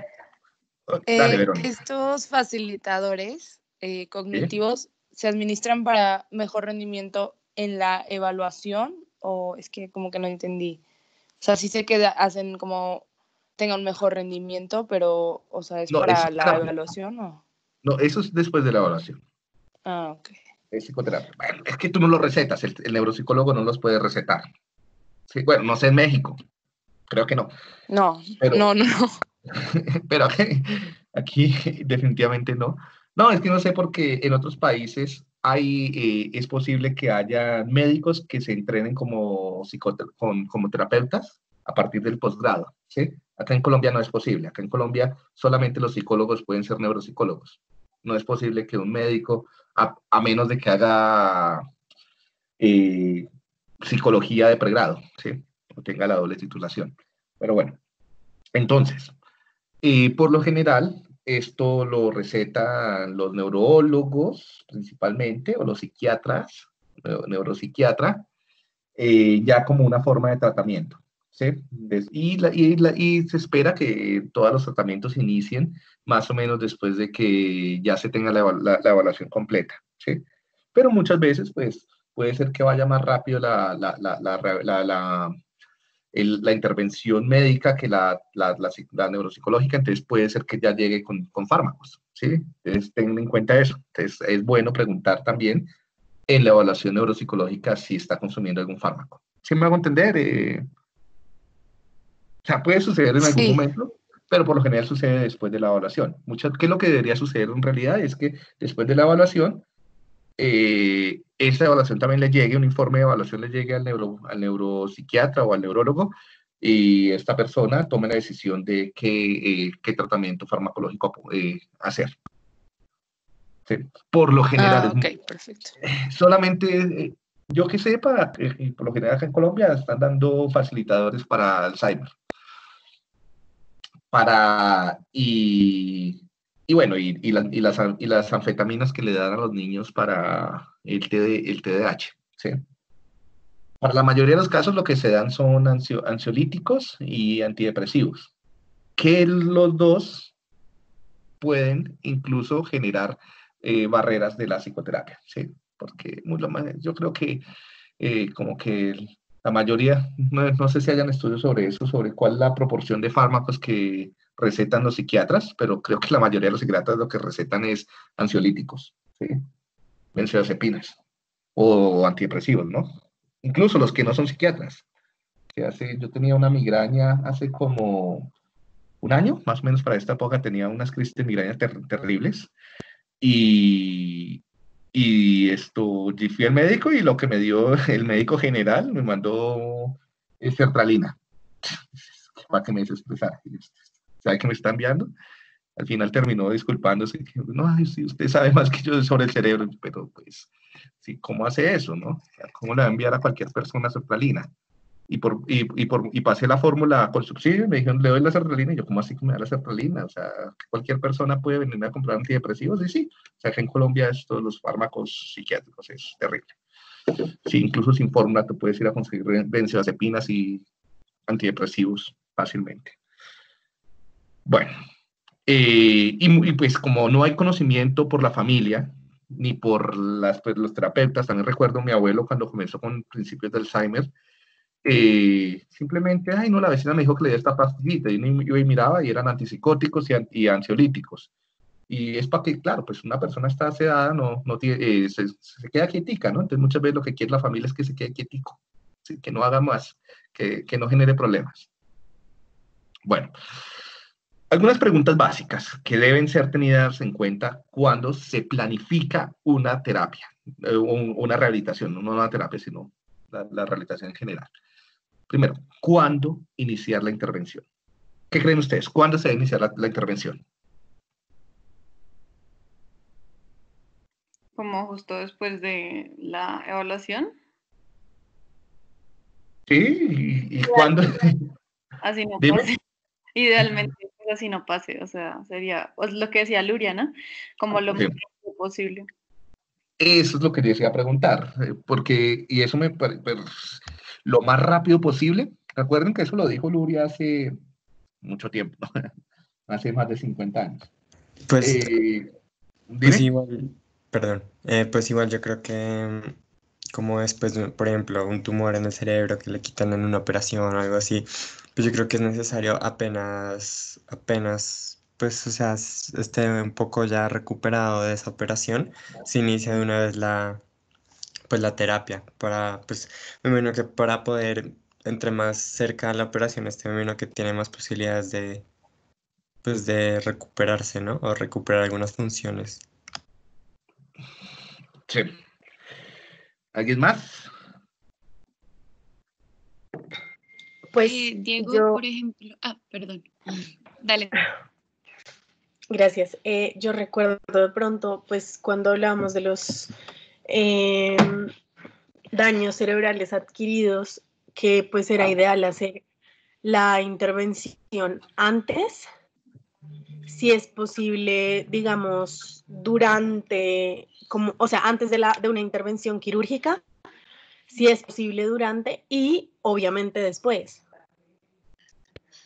Entonces, supongo que también podría manejarse así, ¿o me equivoco? Daños, pero no te entendí antes del daño adquirido. O sea, antes de que ocurra el TCE. O sea, no, recién, o sea, una persona tiene un trauma craneoencefálico y Sí. inmediatamente llega al hospital, se le hace una evaluación. Luego hay una cirugía, a veces como que es posible hacerla durante, si no estoy mal, la intervención neuropsicológica y obviamente después de la intervención quirúrgica. Sí, suena raro, Laurita.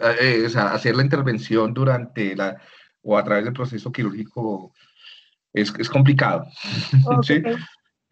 ¿Sí? Tal vez, no sé, puede estar más relacionado con lo que hablamos de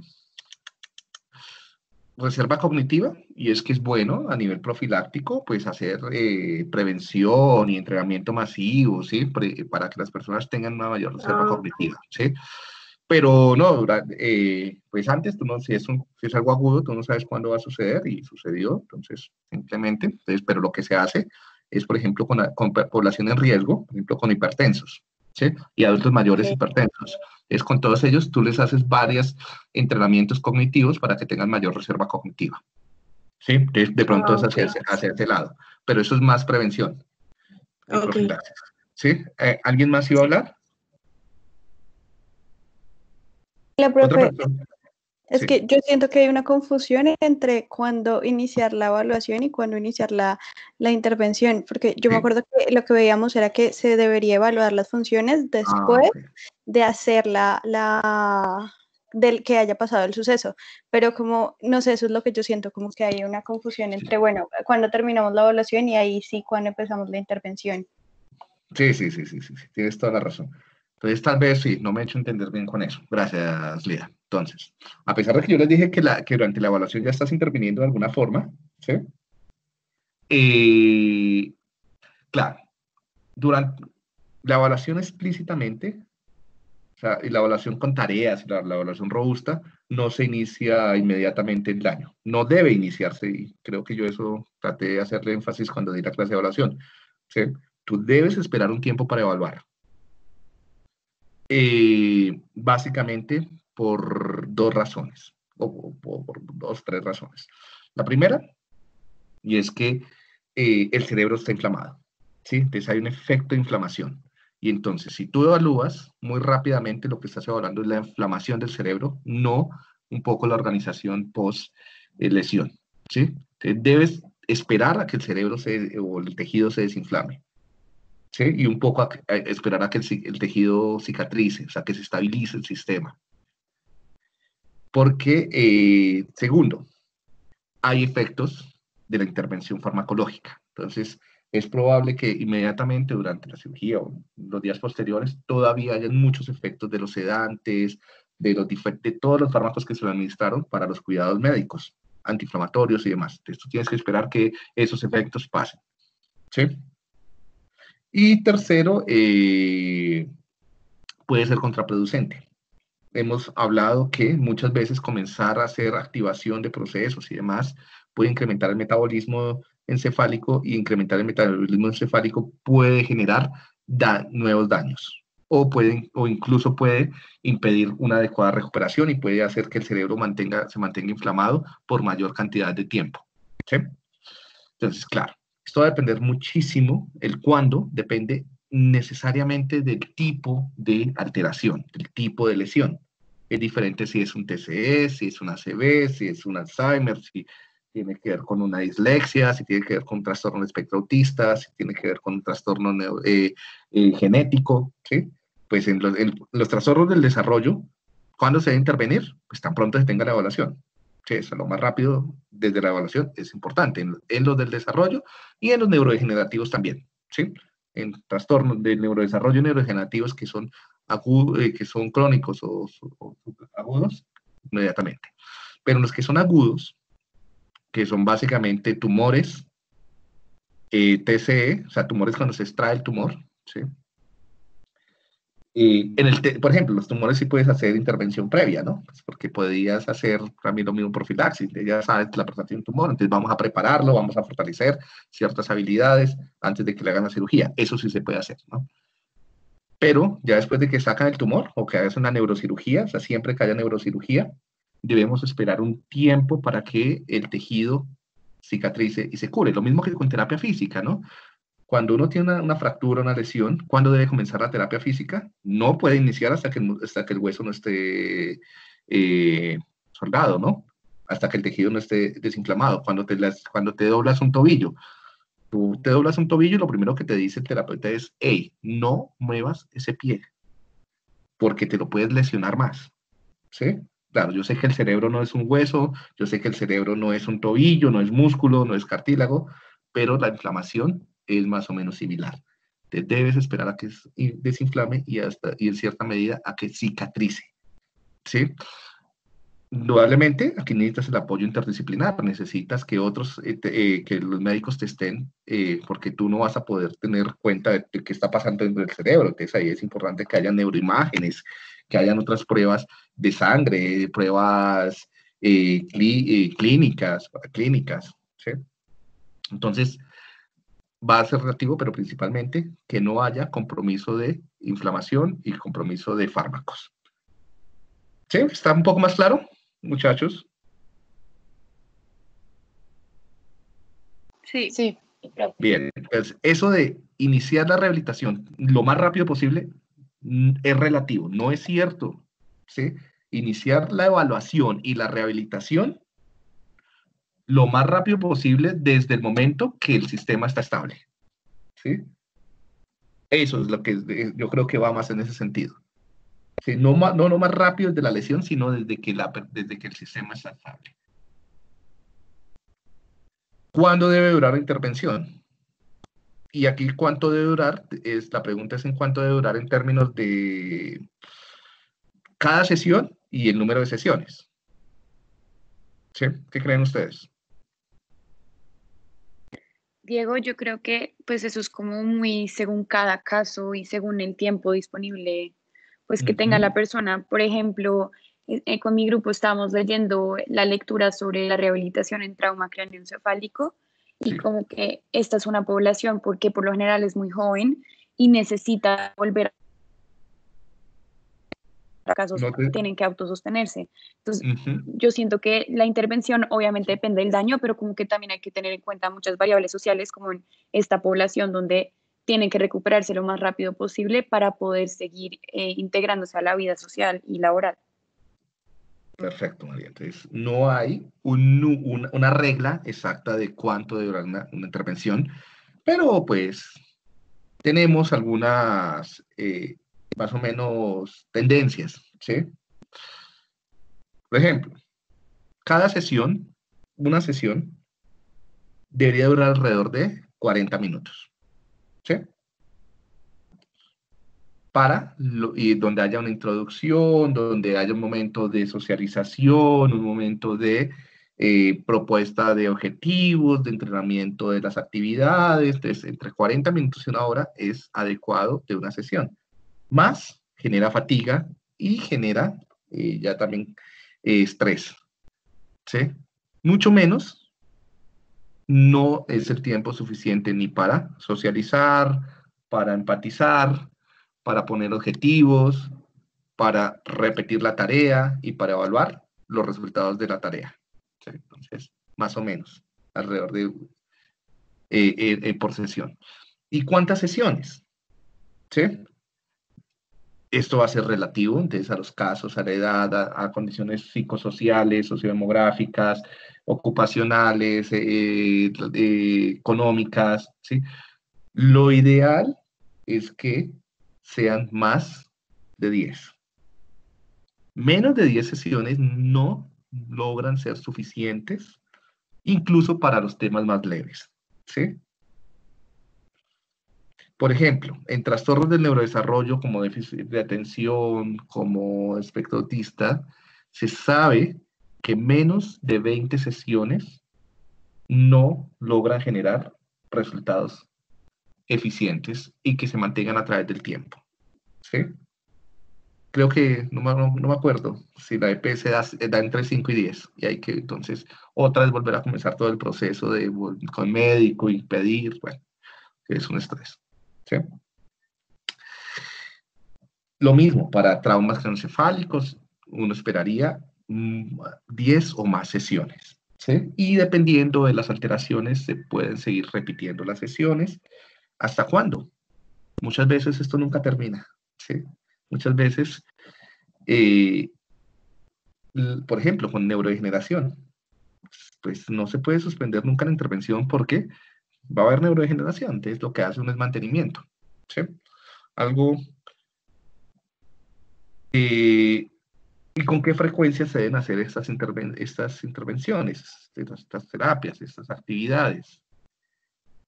Lo ideal es que dependiendo de las alteraciones, del estado de salud, del nivel de estrés, de la tolerancia a la frustración, de la implicación, de la adherencia al tratamiento, ¿sí? Del incentivo que haya en las personas, del apoyo social, la idea es que sea casi algo diario, ¿sí?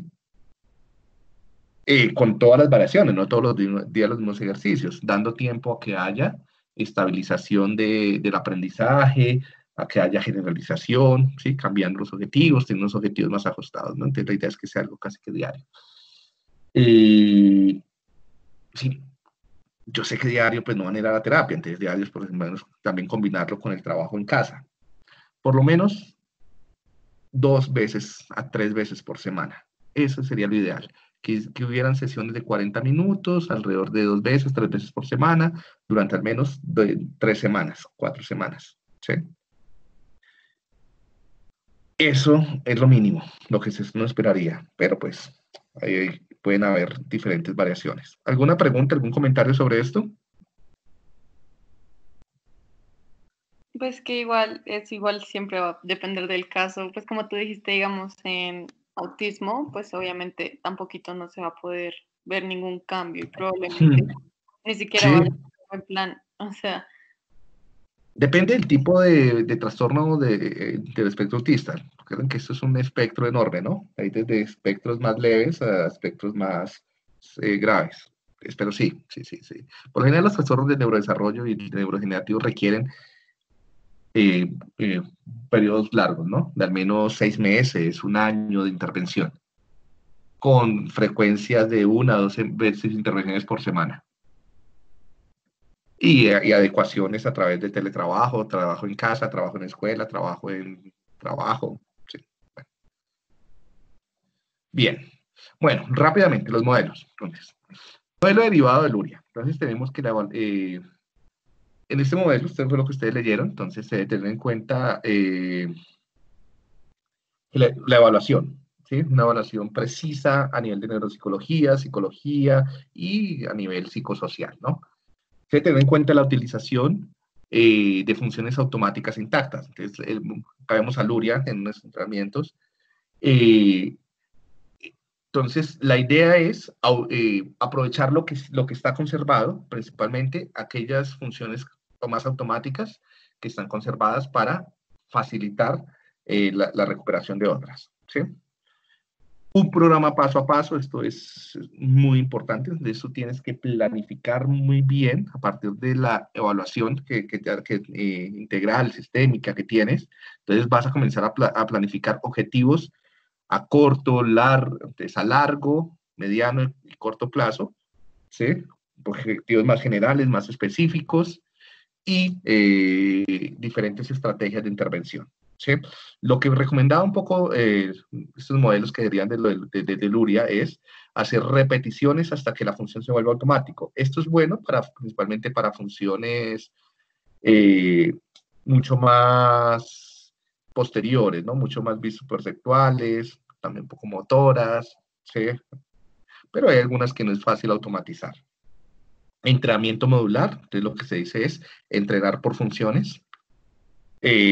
Intervención individual, hacer intervención individual y también hacer psicoterapia grupal. ¿Sí? Hay algunos ejercicios que deben ser, o sea, la intervención debe ser planificada para el individuo, pero no quiere decir que siempre se va a hacer solamente con el paciente. Algo importante en estos modelos es la retroalimentación, ¿no? Entonces, primero que el paciente sepa cómo está en la medida de lo posible y que se dé cuenta y permanentemente cuál es su cambio, ¿no? Aquí es muy importante las estrategias que tenga el neuropsicólogo para mostrarle al paciente cuál es su cambio. Muchas veces el paciente no se da cuenta por sí mismo los logros que va teniendo.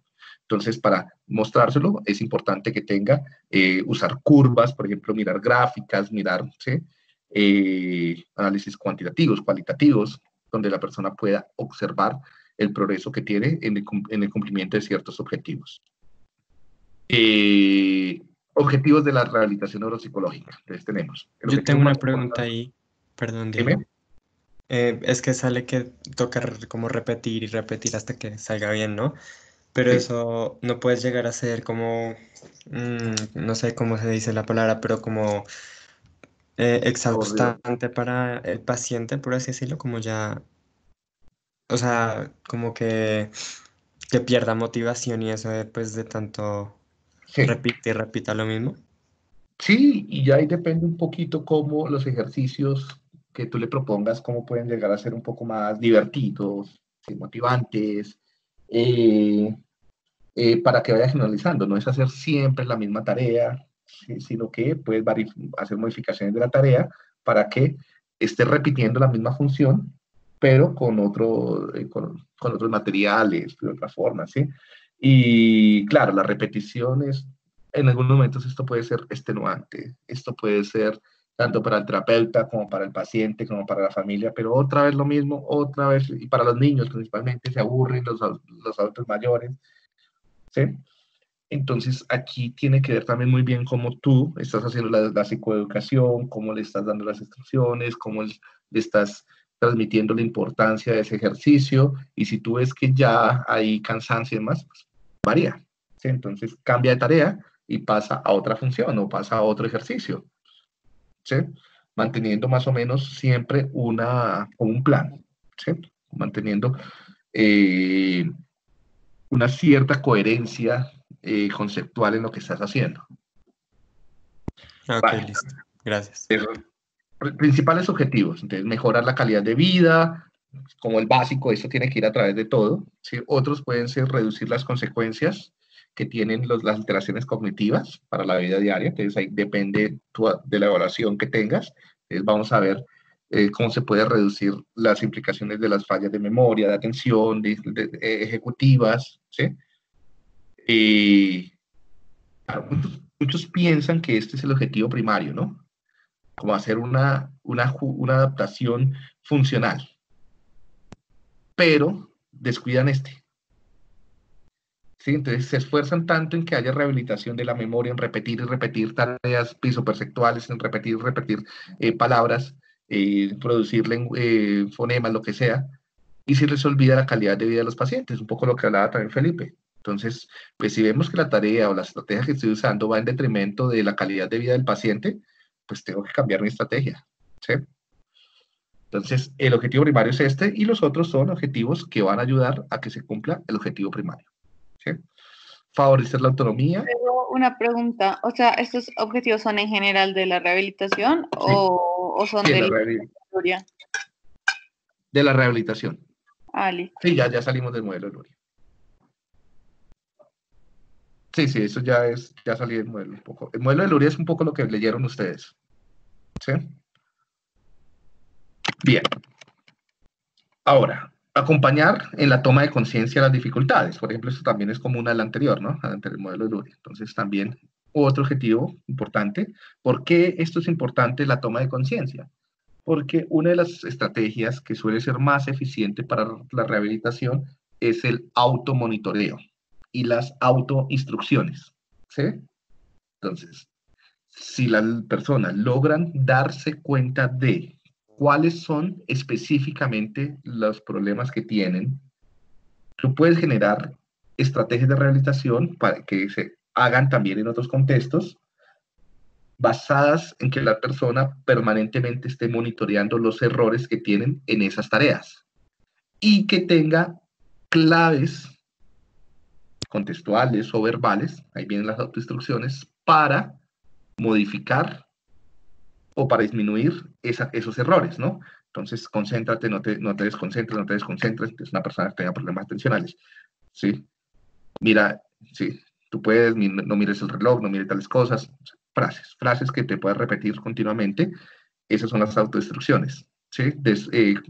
Creo que eso no está en esta diapositiva, en estas diapositivas. Cuando uno trabaja autoinstrucciones, debe solamente enseñar un par de autoinstrucciones, o sea, enseñar de a una hasta que se vuelva automática, hasta que la consigna se vuelva algo como un toque que tú repites y repites como un mantra y que te guíe en la acción, ¿no? También está muy vygotsiano, ¿no? El lenguaje que guía la acción, ¿sí? Pero no es que en una sola sesión enseñes 10 autoinstrucciones, y eso no sirve de nada. Y es enseñarle una por sesión y que la repita, ¿sí? Hasta que esto sea funcional, hasta que sea automática, ¿sí? Ahí se genera, de verdad, automonitoreo y una vigilancia más exhaustiva. Facilitar el afrontamiento de las situaciones actuales, futuras, ¿sí? Entonces, generar herramientas de afrontamiento. Acompañar a la persona a sus familiares, también hacer terapia familiar, psicoeducación, ¿sí? Entonces, estos 6 serían como los objetivos más generales de cualquier tipo de rehabilitación neuropsicológica, ¿sí? Donde todos irían en pro del objetivo primario, que es mejorar la calidad de vida del paciente y de su familia. Bueno, algunas estrategias. Entonces tenemos, uno, la primera es tratar de restablecer funciones que están deterioradas, ¿sí? ¿Y esto cómo se hace? Entrenar, entrenar, entrenar, entrenar, entrenar una función, ¿sí? Casi como si fuera algo, un músculo, ¿sí? Pero no es un músculo. En muchas personas a esta primera estrategia le llaman estimulación, ¿sí? A ver, ya la vemos. El establecimiento de nuevas habilidades a través de sustitución, ¿no? Entonces, la primera es entrenamiento estructurado o reentrenamiento. La segunda es la de sustitución, que es para generar nuevas habilidades.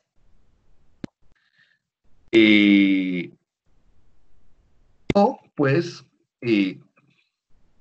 usar mecanismos externos para generar compensaciones, ¿sí?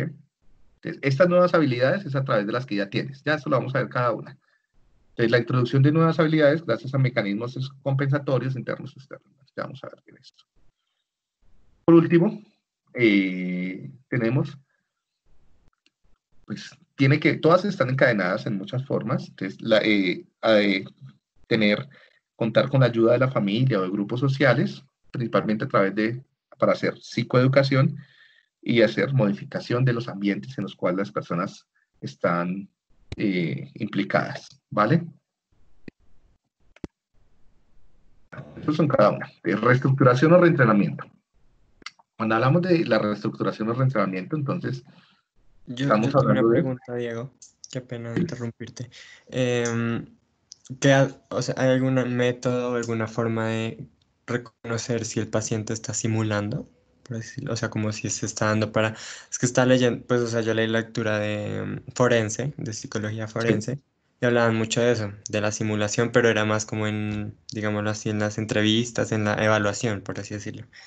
Pero ya en la rehabilitación también se puede llegar a dar cierta simulación, o eso que hay que encontrarlo en la evaluación primero. en la evaluación. Sí, o sea, yo creo que es muy difícil simular una evaluación neuropsicológica con tanta precisión, a menos de que seas neuropsicólogo, que tengas un conocimiento demasiado bueno sobre cómo funciona esto, ¿no? O sea, tú puedes, a propósito, alterar el resultado de una prueba, ¿sí? Digamos, de dígitos o algo así.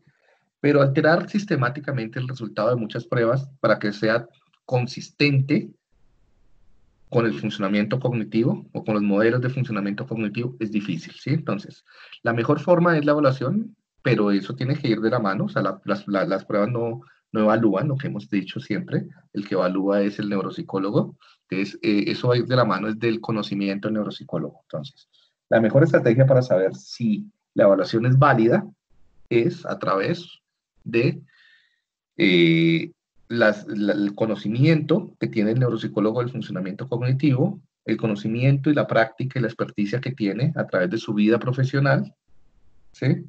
Y el adecuado uso de las pruebas para que no pierdan sensibilidad ni validez, ¿sí?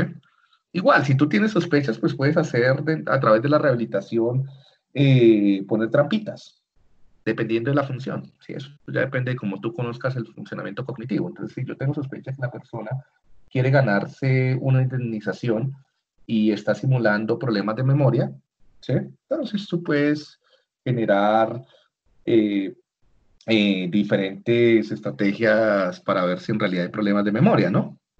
¿Sí? A través del diálogo que estás teniendo con la persona, ¿sí? Que algo más implícito, que no sea tan explícito, que se note que estás evaluando. Las acciones mismas te dan cuenta de si está simulando o no un problema de memoria. ¿Sí? Es que no te puedo decir exactamente todas las estrategias que puedes usar porque depende mucho del caso y de la simulación y de la función que esté simulando. ¿Sí? Pero entonces ahí lo mejor es que tú conozcas muy bien cómo funciona esto y si tienes sospechas, hay muchas formas como tú puedes saber, sin una prueba incluso, si la persona de verdad tiene limitaciones en el funcionamiento de esa función. ¿Sí?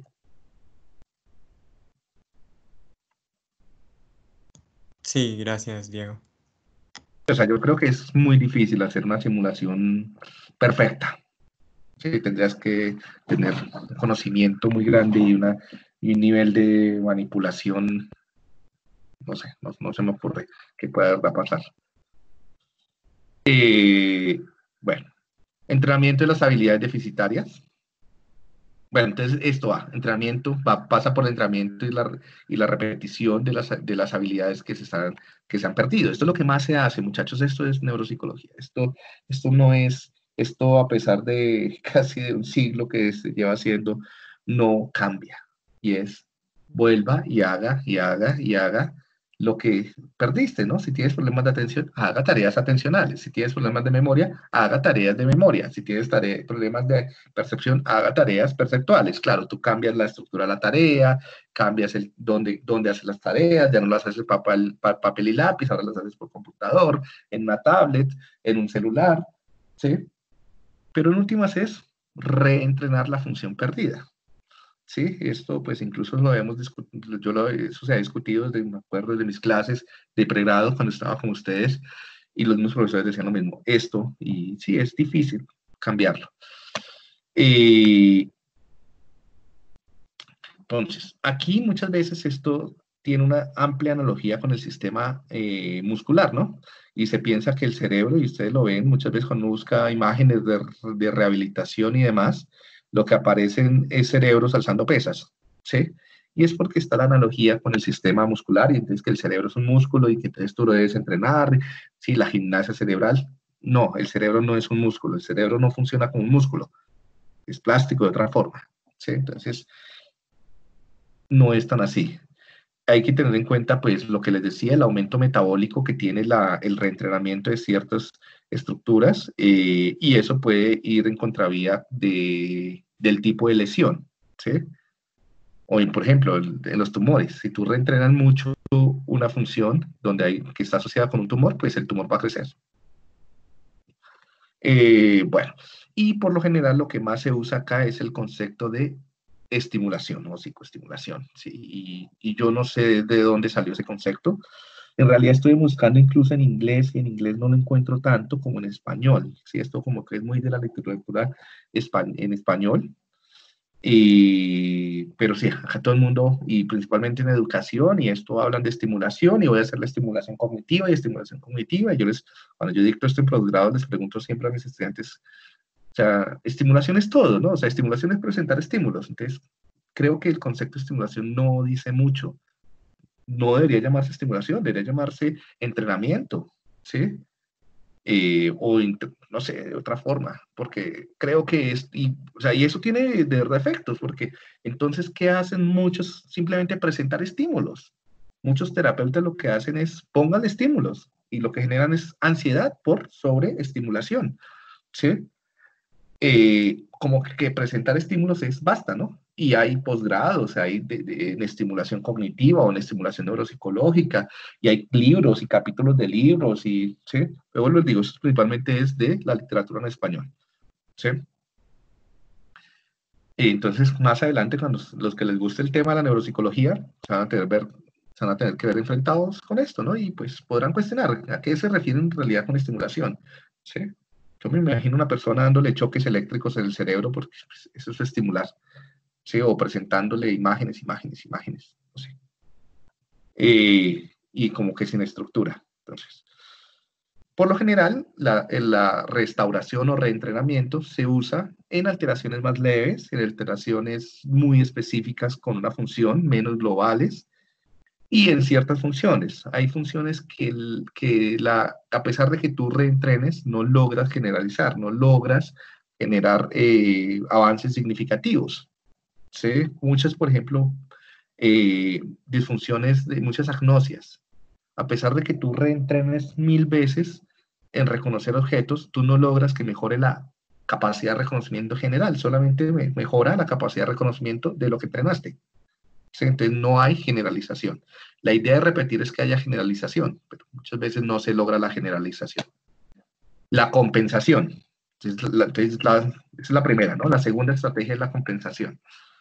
¿A qué se refieren los neuropsicólogos con compensación? Es la reorganización de funciones. Por lo general, se toman las funciones que están bien, que están mucho más intactas, y se usan para tratar de generar mejoría en otras funciones, ¿sí? Entonces, la idea es adaptar el sujeto a su medio, ¿sí? Les digo, usar las funciones conservadas para mejorar un mejor resultado en tareas, en adaptar la conducta del sujeto a través de lo que sí tiene bien. Entonces, por ejemplo, usar el lenguaje, si no hay alteraciones lingüísticas, pero sí hay alteraciones atencionales. Entonces, ¿cómo yo puedo usar el lenguaje para mejorar la función atencional? O la memoria. Entonces, tengo problemas de memoria, entonces a través de memorias implícitas o de consignas lingüísticas o de agendas o de otro tipo de cosas. Bueno, puedes mejorar la adaptación de la persona a pesar de las dificultades que tenga, ¿sí? Entonces, por lo general en la literatura se encuentran dos tipos de estrategias compensatorias: las intrasistémicas y las intersistémicas. Las intrasistémicas están asociadas con el mismo sistema, y eso tiene mucho que ver con las propuestas de Luria, y eran los sistemas del que él planteaba, que eran sistemas anteriores, posteriores y basales, ¿sí?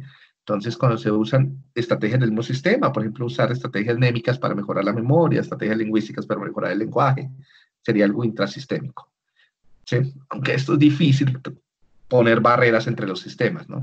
No es tan claro. Muchas veces no es tan clara la diferencia entre estos, ¿no? Y la intersistémica es cuando se utilizan otros sistemas. Usas el lenguaje para mejorar la memoria, usas las habilidades sensoromotoras para mejorar el lenguaje, utilizas, bueno, por ejemplo, tocar o algo así. Y es útil muchas veces necesito recurrir a compensaciones para alteraciones más globales y un poco más graves, lo mismo que sustitución, ¿sí?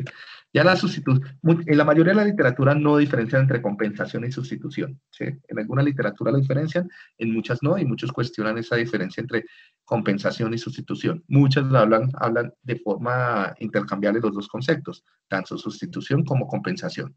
Acá simplemente cuando no usas estrategias, cuando no usas tecnología, cuando no usas instrumentos externos, por ahora lo vamos a llamar compensación, ¿sí? Cuando utilizas herramientas externas, lo llamaremos sustitución, ¿sí? Diego, una pregunta. Dime. Perdón interrumpirte. Es que yo, pues no sé, supongo que más gente, pero yo tengo clase ahorita a las 9. No me he dado cuenta, no me he dado cuenta que se ha acabado el tiempo. Gracias. No te preocupes. Bueno. ¿Qué quedas con ustedes? Hoy se me fue el tiempo ya hablando. Si no había visto el reloj.